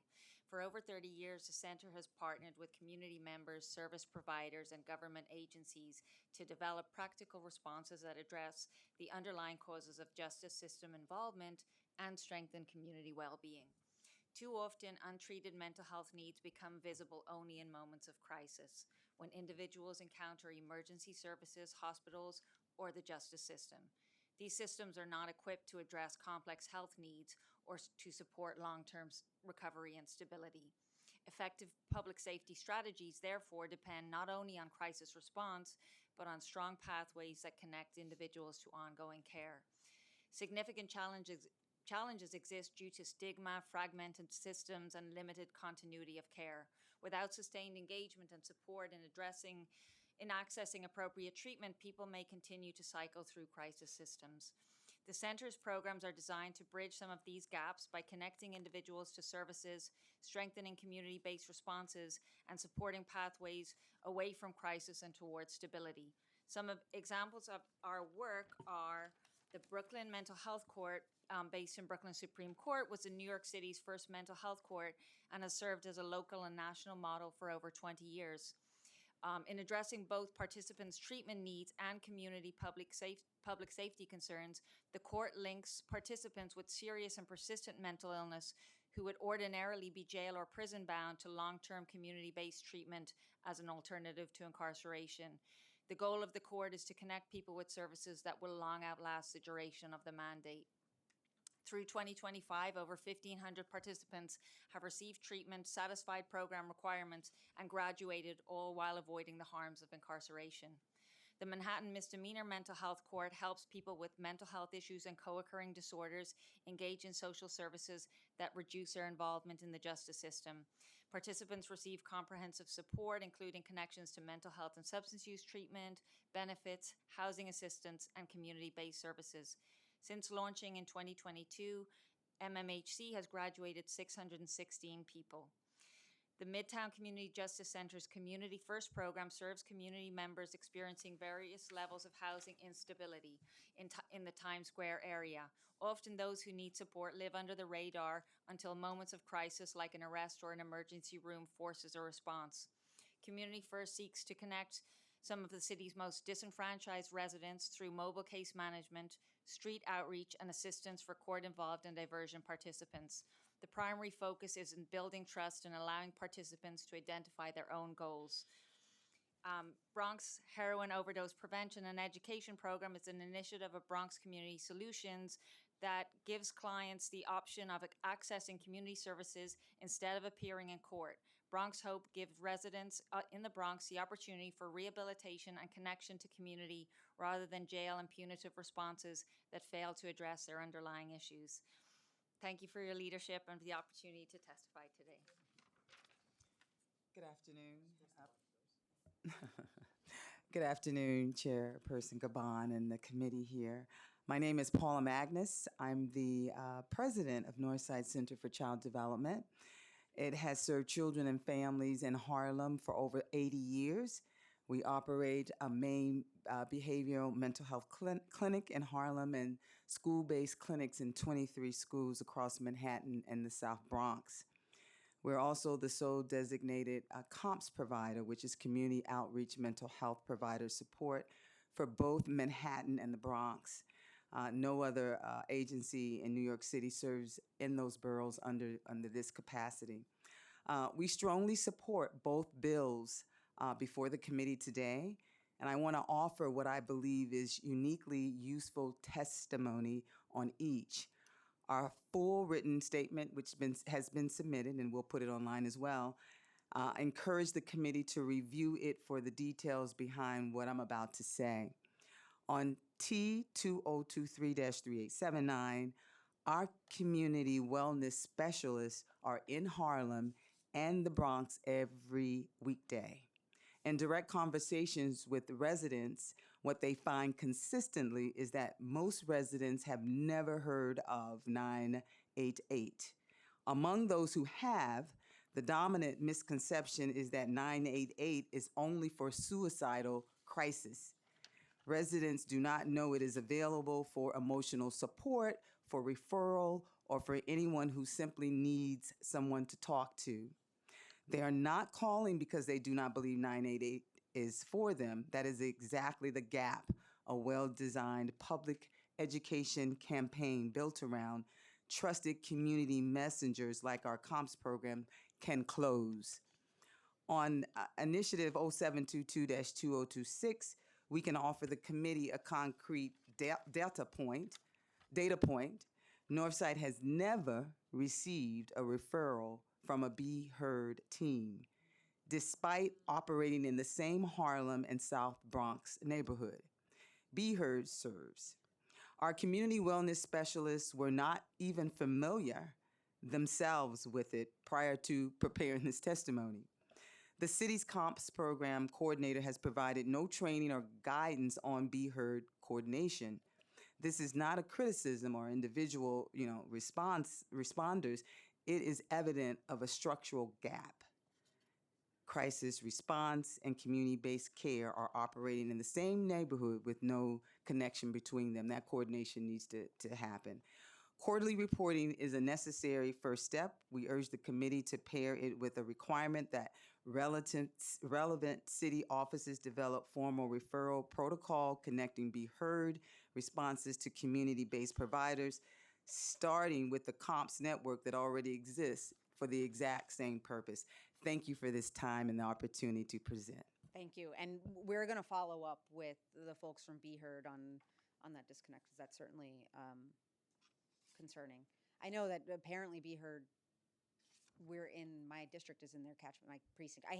I will say I hate the fact that they do it by precinct rather than different geographic areas. Like, if we're going to really separate this from a policing apparatus, that doesn't quite make sense to me. But yeah, like, my precinct didn't know what Be Heard was, despite it being, in my district. Yeah, that's something that we'll follow up on. Thank you. Bye. Good afternoon. My name is Carly Shapiro, and I'm a forensic social worker at New York County Defender Services. NYCDS is an indigent office that each year represents tens of thousands of New Yorkers in Manhattan's criminal, family, and Supreme Courts. Thank you to Chair Caban for holding today's hearing and to all of the council members who have sponsored today's bill. In addition to a master's in social work, I also possess a master's in public health. The social work unit at our office encounters barriers at nearly every stage of connecting clients to mental health and related services. I focus today on two specific areas: single point of access services, also known as SPOA, and emergency and transitional housing. Not because they are the only problems, but because they are areas where we can identify concrete solutions. And where clear fixes exist, there is no justification for delay. SPOA is the primary gateway to high-intensity community-based mental health services. Services include a basic wellness coordination tier, intensive 24/7 support, and mobile units supporting those with the most acute mental health needs and housing instability.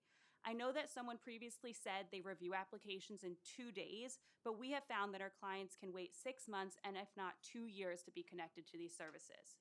MOCJ Emergency Transitional Housing Program offers stays of 6 to 12 months across all 5 boroughs. And although these programs fill a critical gap, the process to secure a bed is unnecessarily complicated and fragmented. There is no centralized intake, no publicly bed available data, and no shared referral system. This means every social worker, everyone in our office needs to contact individual providers, all of whom have different application processes, and we might not even get a response. An NYCDS client was recently held on Rikers for over a year, waiting for either housing and a SPOA assessment or his Manhattan Drug Treatment Court assessment. After 12 months, he was finally assessed for treatment court, but no connection to services or housing. The judge agreed to have him live in a shelter for the time being, and 16 months later, he's still waiting for SPOA and housing. As a result of these delays and gaps in care, he has significantly decompensated, and this was preventable. There are countless more examples when NYCDS has had a judge agree to release if and when there are SPOA services and housing in place, but given the wait times, individuals just sit on Rikers Island. Time does not stand still in jail. It compounds harm, erodes stability, and deepens trauma in ways that cannot be undone. The answer is simple. What is lacking is funding and a political will for real investment in the people and communities in great needs of timely access to quality and care. Thank you for holding this important hearing, and we look forward to working with your office. Thank you. I think something that you didn't mention that I think is also true is that when you have a client who gets released because they have, they've been accepted, but they're on a wait list. If they have an open case and they don't get the care that they need, they are at high risk of being rearrested and having another open case, which could make it so that they're no longer eligible for any non-incarceratory sentence in their original case. But understanding like the underlying problem is actually a barrier to access to care. So it's compounding. Yeah, from my understanding, the client hasn't picked up another case, but I do know he has been in and out of inpatient. But it's easy to hospitals. easy to pick up another case when you don't have stable care. Yes. Yeah. Thank you. Good afternoon, Chair Caban, community members. My name is Laura Savino. I'm a licensed clinical social worker and also the Senior Vice President for Care Management at Institute for Community Living, which is also known as ICL. ICL serves more than 10,000 New Yorkers annually and houses 4,000 people each night across the 5 boroughs. Behind those numbers are people, parents, survivors, veterans, all of who rely on us not just for services, but for stability. ICL has 7 ACT teams and 6 IMT teams. And as we know, IMT is a multidisciplinary community-based team that provide long-term care to New Yorkers with severe mental illness and substance use challenges, many with deep involvement in the justice and the shelter systems. IMT works because it's sustained, mobile, and rooted in the community. It helps people stabilize, remain housed, and avoid costly and traumatic system cycling. Yet today, as we've heard, nearly 700 New Yorkers sit on both ACT and IMT waitlists. These are individuals continuing to cycle through the shelters, emergency rooms, and incarceration, all while we know that there is a model that works. The problem is not effectiveness. The problem is capacity.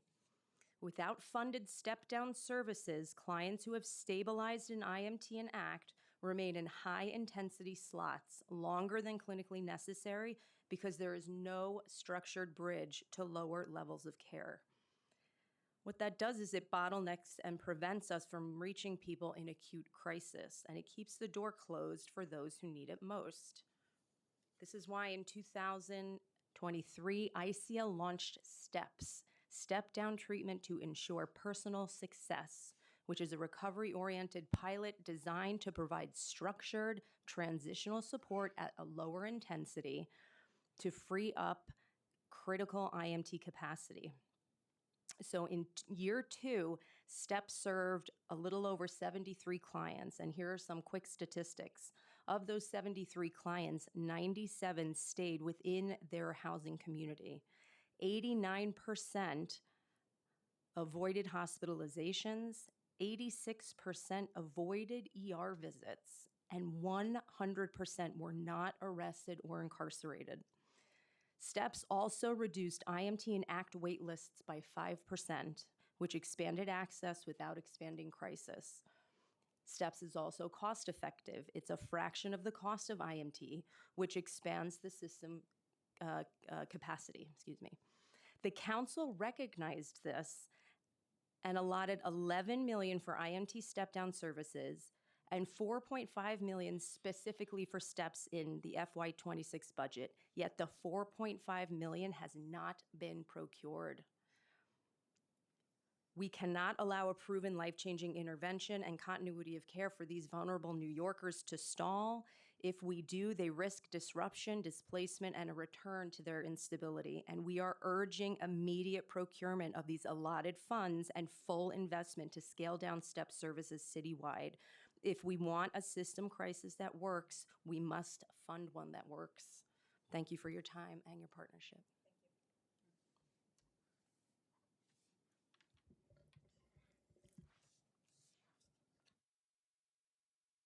Can you hear me? Good afternoon, Chair and member. Excuse me? I don't. Okay. Good after. Can I set the time? Okay, good. Good afternoon, Chair Caban, members of the Committee on Mental Health and Substance Use. First of all, thank you, Member Caban, for disclosing your mental health condition. That's really courageous in a society where people are shunned, deemed as dangerous, and less as human. You give me hope and other people hope that we could be seen as people.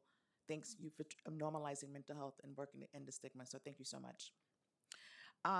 My name is Christina Sparrow, and I'm an alternative crisis response researcher at the Disability Justice Program at New York Lawyers of the Public Interest.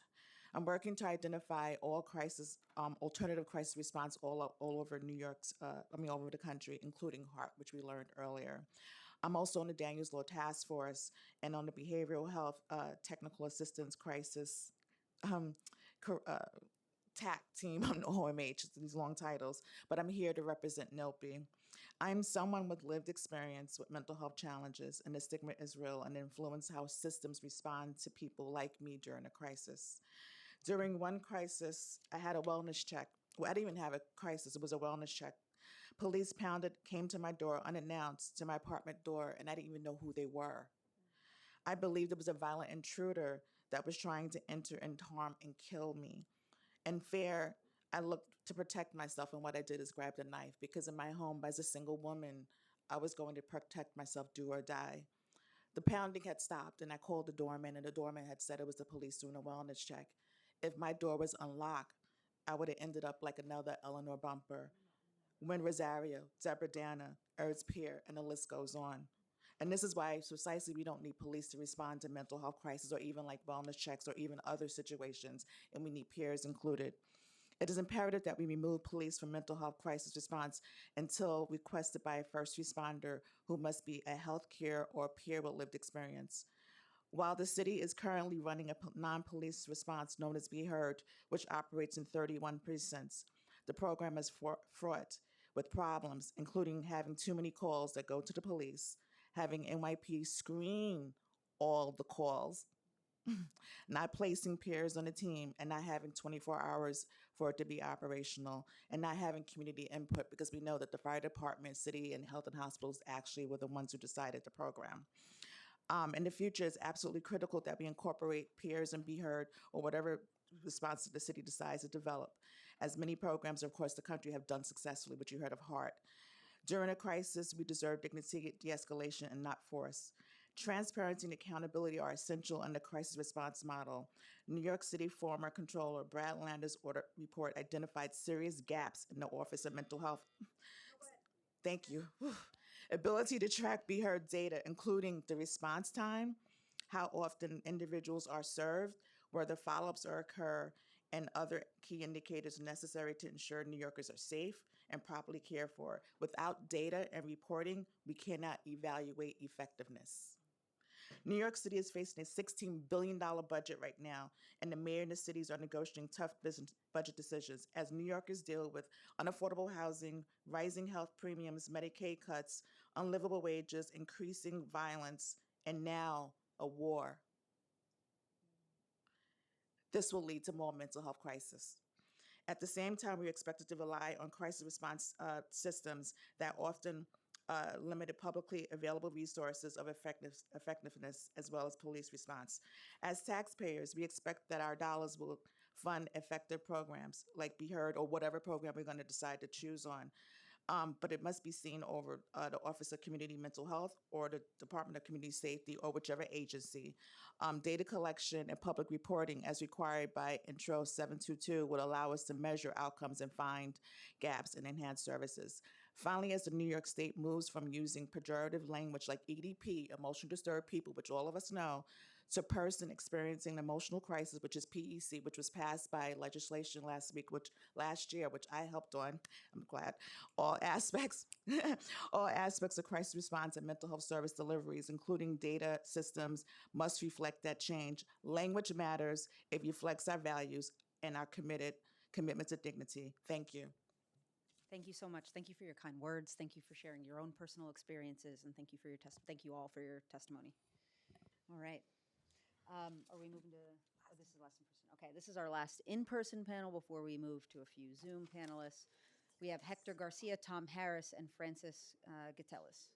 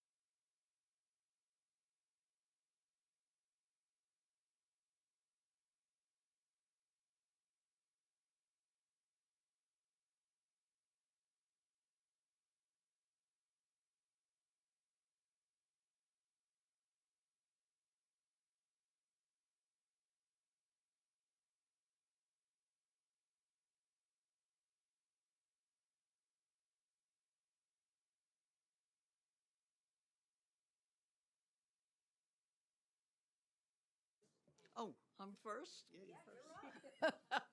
Okay. Thank you very much for letting me testify. My name is That's your right. Frances Gatellis, and I'm a clinical psychologist, and I'm also a member of several advocacy organizations that are working on the jail system here. So that's the Halt Solitary Campaign, the Jails Action Coalition, and Mental Health Alternatives to Solitary Confinement.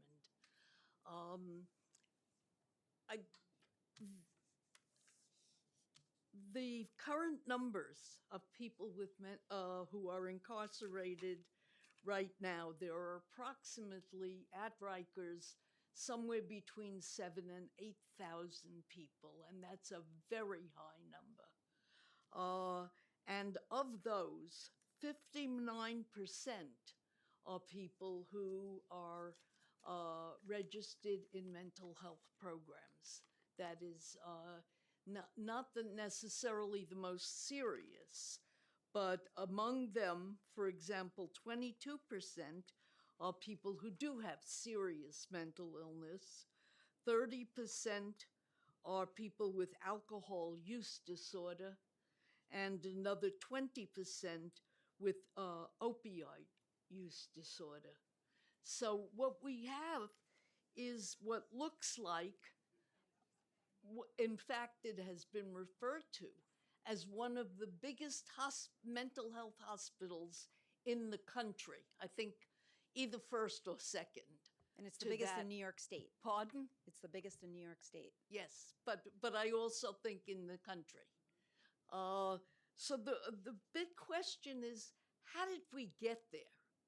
We used to have mental health hospitals, but throughout the period from the 1950s to the 1980s, there were these huge reports of talking about how bad those places were, that they were much more like dungeons than care facilities, that they were dehumanizing to the people, and just generally destructive and hurtful. So finally, in the 80s, after all these reports on how terrible these places were, the decision was made to dehospitalize. That's what the advocates were asking for, and that was what happened. However, there was another part to the offer of, or the legislation about dehospitalizing, and that was the plan to set up community-based care centers. And that was really not done adequately. In fact, they never really kept the word. There are a few throughout the New York State, since that's what I'm talking about, but nothing to be in touch with the degree of need that we have for people with mental health problems. The groups I'm working with now are fighting, in fact, to try to limit the number of people who are sent to prisons, specifically focusing on the mentally ill and the physically ill and people with cognitive disorders, none of whom belong there in the prison. And yet, it's going to be a big deal to try to get them out, because it's what we're really asking for is a kind of very heavy investment of funds.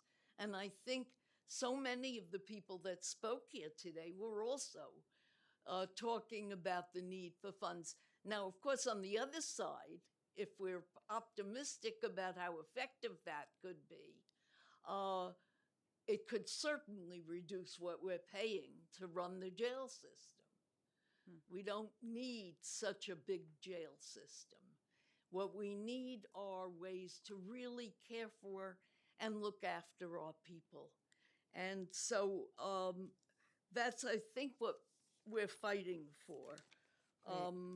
I wanted to think of also some of the things that I would like this committee to focus on. And I think I just asked for you to wrap up and then make sure if there's anything else you don't get to, you can submit written. Yeah, I haven't gotten through writing it, but I will submit. Okay. Well, you got 72 hours. 2 hours? 72, not 2. That's what I thought I had. Yeah, no. Because I have all day tomorrow. Okay, Hopefully that'll work. Yeah. But I guess what we really would like to see happen is that that old promise is kept true, in a sense, that we get as many people as possible who have all these medical and mental health problems. And I would like to see even more people than that taken out of the jail. But I just wanted to say one thing. When these people are in our jail system, the jail system is very brutal and very abusive. And the people that are particularly affected by that would be the people with mental health problems, because they're going to have the most difficulty in keeping in touch with the rules and obeying the rules.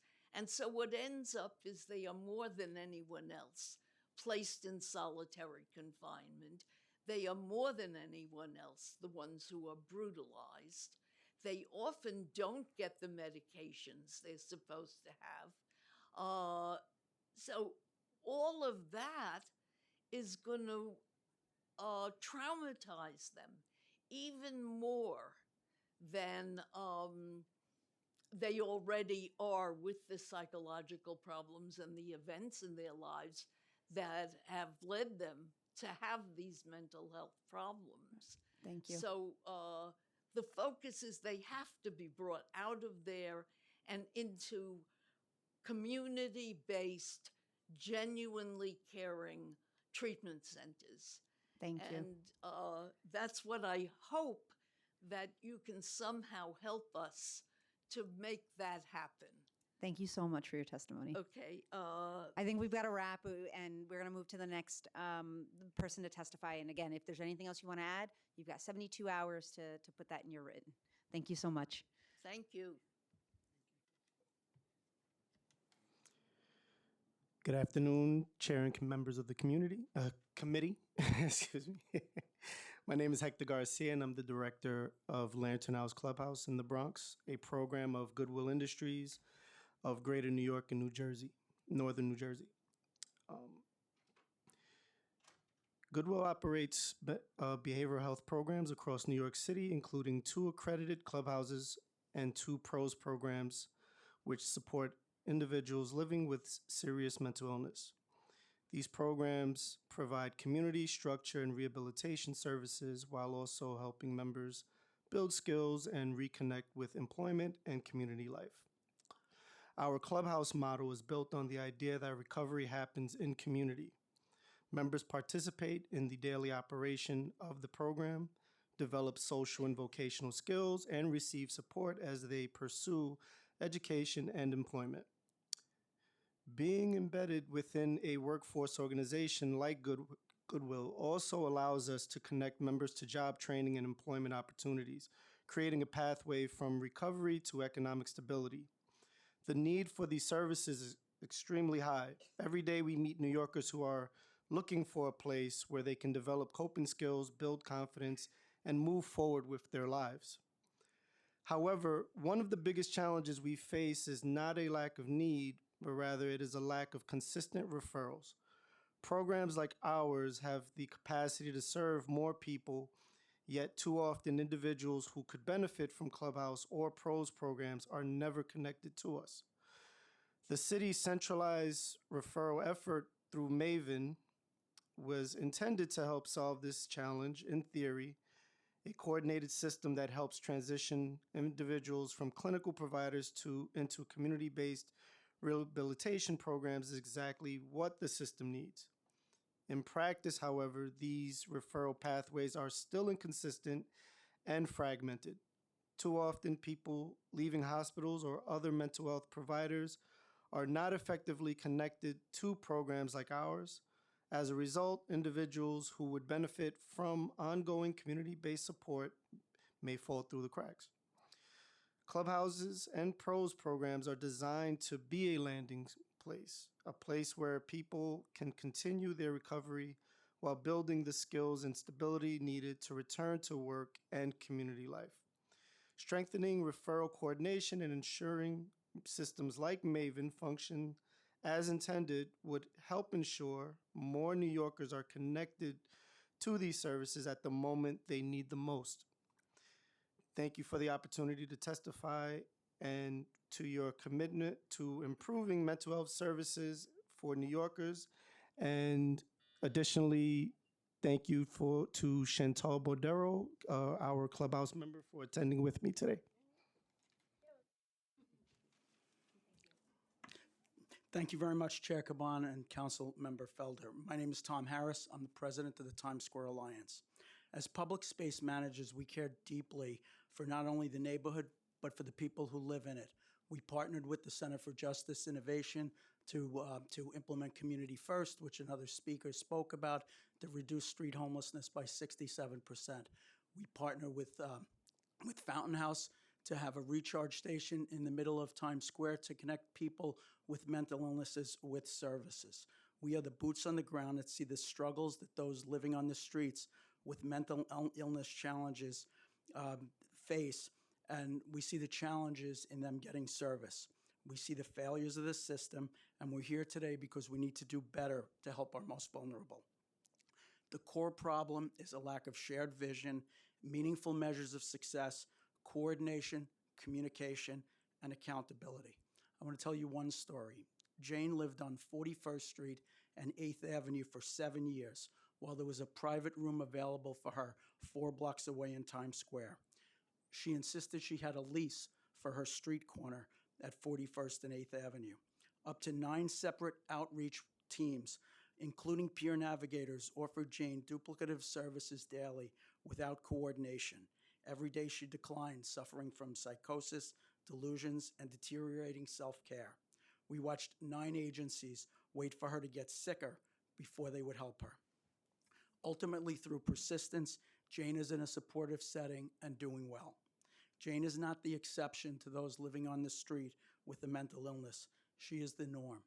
We have advocated for countless clients like Jane. In the past 16 years, spending on street outreach has increased 1,000%, and homelessness has increased 22%. Most have mental illnesses. Outreach is not the answer.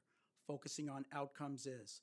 The system is resource rich and accountability poor.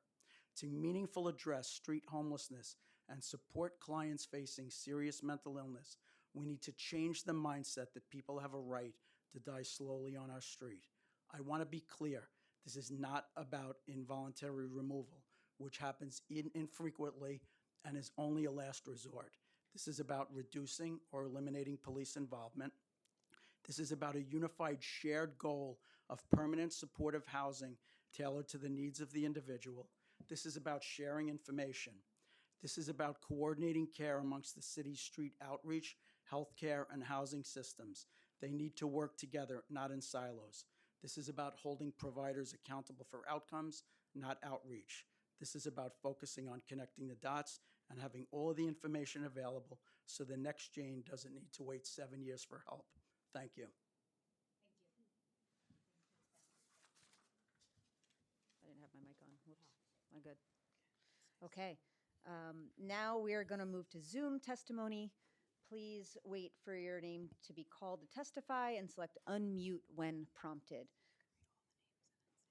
Okay. So I'm going to give the full list and then I will call who's going to start. We have Zavel, Sakina Trice, Jaehoon Kim, Nicole Robinson Ateen, Peggy Herrera, and Christopher Leon Johnson, and we'll start with Zev.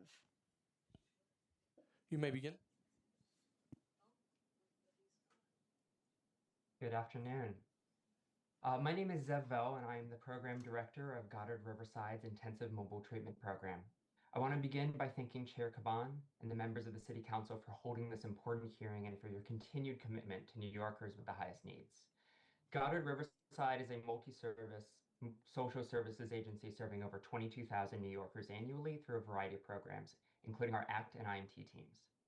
Goddard's IMT team launched 2 years ago and supports 27 clients at full capacity across all boroughs. We stay with each individual until they are ready for a lower level of service and meet our clients where they live, spend time, or feel most comfortable in the community so that we can build trust, collaborate, and support them in addressing their mental health needs. I want to share a story of a success of IMT. A client, I'll call Jay, joined us in late 2024. At the time, he was living in a shelter. He was disconnected from psychiatric care, responding to hallucinations, hospitalized repeatedly, and becoming involved in physical altercations. Jay is deaf and lip reads, and we quickly learned that most of his conflicts stemmed from not being understood. In fact, he wanted treatment and support. Today, Jay is thriving. He lives in supportive housing, receives a monthly injectable medication, attends Goddard's top clubhouse almost every day, and is actively applying for jobs.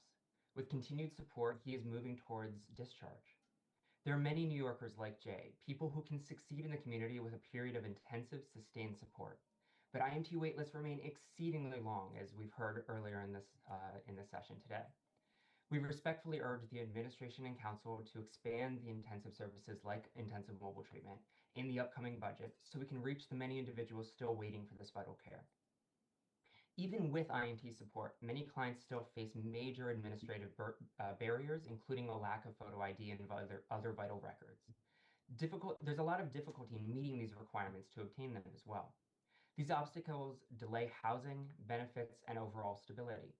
We urge the council and the administration to partner with providers to reduce these barriers for individuals engaged in IMT, ACT, and similar programs. Exploring legislative and regulatory changes that streamline access to photo identification and essential documents would be a powerful and immediate step towards ensuring that New Yorkers who need support the most are not held back by paperwork. Thank you for your time, your leadership, and your commitment to this work. We are available to discuss these ideas further as we collaborate on making a more equitable city. Thank you. Next, we'll have Sakina Trice. You may begin.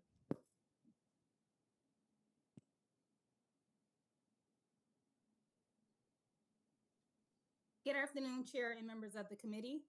My name is Sakina Trice, and I am a staff attorney with the Disability Justice Program at the New York Lawyers for the Public Interest. Thank you for the opportunity to testify. Our current mental health crisis response system is simply not working, and this is what Black and Brown communities, people with disabilities, family in crisis, civil rights attorneys, and other advocates have been saying for years. It is too limited, too under-resourced, and too intertwined with policing to deliver real transformation, and lives are being lost. Despite the city's claims, Be Heard is not a true non-police model. Most mental health calls are still routed through 911 and to the NYPD. During the 2025 audit period, more than 13,000 calls eligible for a health-based response did not receive one. That means thousands of New Yorkers in crisis instead encounter a police response. This is a flawed system. At the same time, response times for mental health crisis calls have more than doubled in recent years, according to the New York City Independent Budget Office earlier this year. When someone is in crisis, minutes matter. Delays escalate situations. Escalation costs lives, disproportionately Black and Brown lives. So we must change the front doors to the system. As long as mental health crisis calls primarily go through 911, we are reinforcing a law enforcement framework. 911 was built for crime response, whereas something like 988 was created for mental health crisis. If police remain embedded at the point of dispatch and response, we are not transforming the system, we are maintaining it. We call for a fully independent 24/7 citywide non-police mental health crisis response where calls are routed through 988, rooted in trauma-informed care and led by peers, which are individuals with lived mental health experience. We ask for investments in voluntary, accessible, community-based mental health services that help prevent crises before they happen. And look, these solutions are not one size fits all, but research shows that forced commitment and involuntary treatment is no more effective than voluntary services and treatment.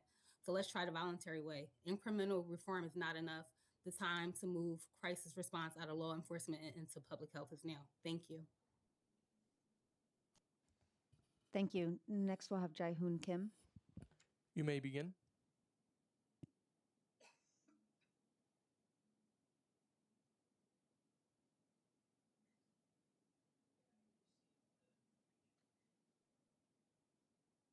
Chair Kaban and members of the committee, thank you for the opportunity to testify today.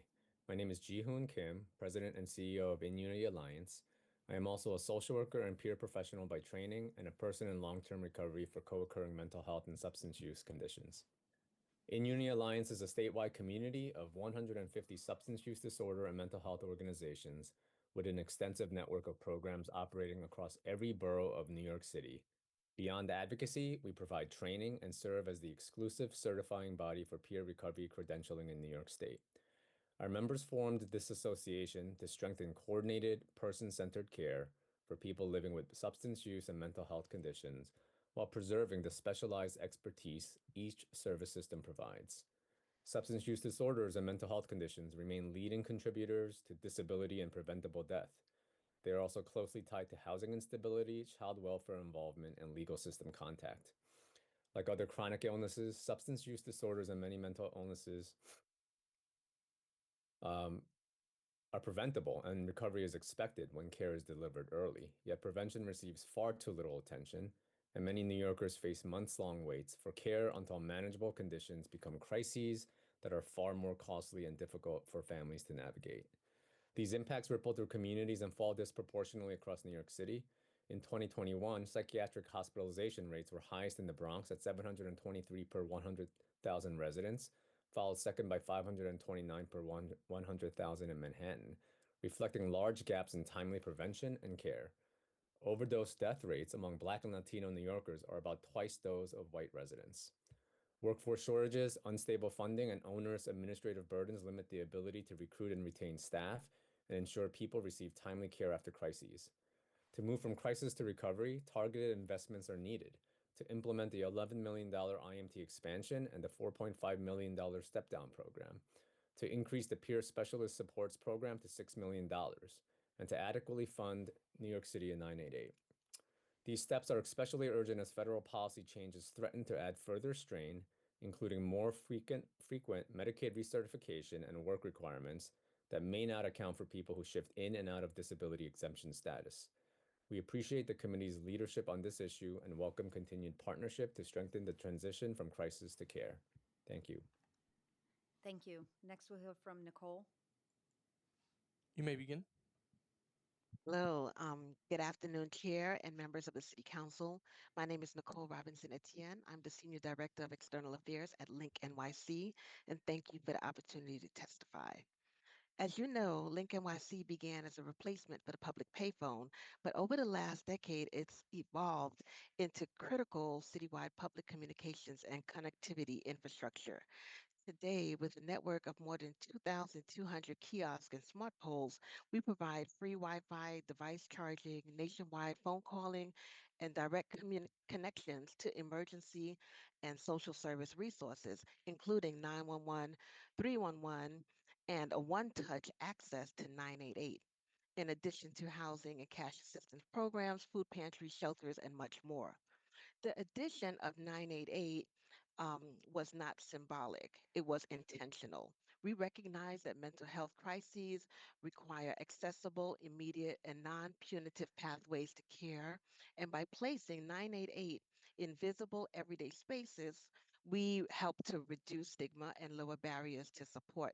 For someone without a smartphone, without data, or without privacy at home, that public access point can be critical. In 2025 alone, more than 6,300 calls to 988 have been made directly from Link NYC kiosks, demonstrating that when access is visible and immediate, New Yorkers use it. Since integrating 988, we have also used our digital screens to build awareness. During Mental Health Awareness Month each May, we launch citywide campaigns highlighting 988. And in the winter, we ran messaging focused on seasonal depression. We have partnered with state officials and collaborated with NAMI to ensure trusted community-based mental health resources are visible across our network.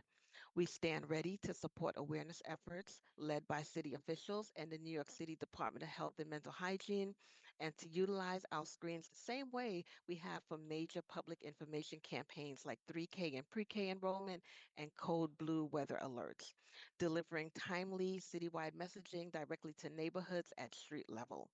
Investing in sustained public education will strengthen coordination, expand awareness, and ensure that 988 continues to serve as a trusted lifeline for New Yorkers. Thank you for your leadership, and I welcome any questions. Thank you. Next, we'll hear from Christopher Leon Johnson. You may begin.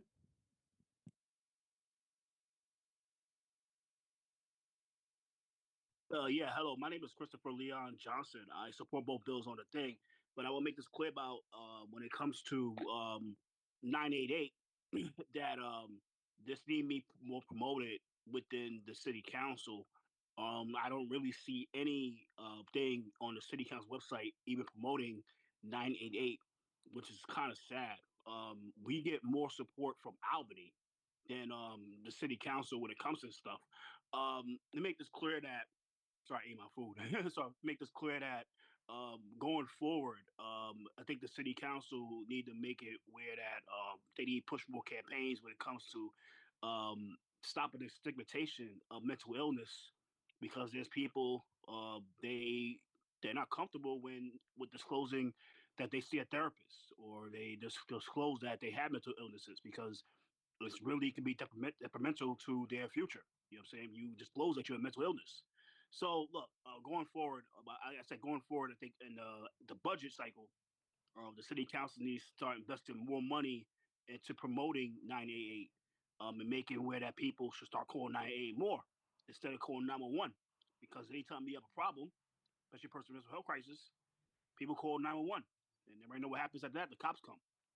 And look what happened to Win Rosario and the last kid who got shot in Queens, and he got indicted by DA Katz. I mean, I know that. Come on, if you was DA, you wouldn't charge a guy. You probably got the guy to help he deserved to get. So look, so like I said, money needs to start going forward to promoting 988 and educating people to call 988 instead of just just going back and forth with these hearings. So look, that's all I got to say so far. I mean, I know next few weeks you have the mental health hearing for pre-budget, and people are also asking the NYPD and many other these agencies like, why you're not promoting 988 more? Why y'all want to promote 911? I mean, that would be my question. But I never know why, because they just have to justify lining their pockets up with the budget. I mean, they want to inflate their budgets, especially with overtime getting cut with the NYPD on Jessica Tish, the soccer mom. But I wish you was commissioner.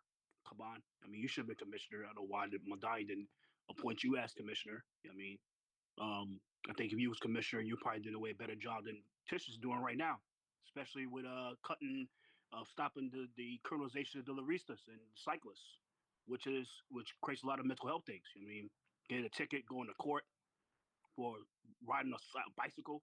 I mean, come on, take a whole day out of your whole day. It was a paycheck because you rode a bike over your thing. And it's not right. But I mean, hope Madani, I mean, he makes the right decision going forward to fire the commissioner. Time expired. Make you the commissioner, Tiffany Caban. All right. So thank you. Enjoy your day. Thank you. And next we have Peggy Herrera. You may begin. Okay, I think she's no longer with us on the Zoom. So with that, thank you to everyone who has testified. If there's anyone present in the room or on Zoom that hasn't had the opportunity to testify, please raise your hand. Seeing no one else, I'd like to note that written testimony, which will be reviewed in full by committee staff, may be submitted to the record up to 72 hours after the close of this hearing by emailing it to testimony@council.nyc.gov. Thank you.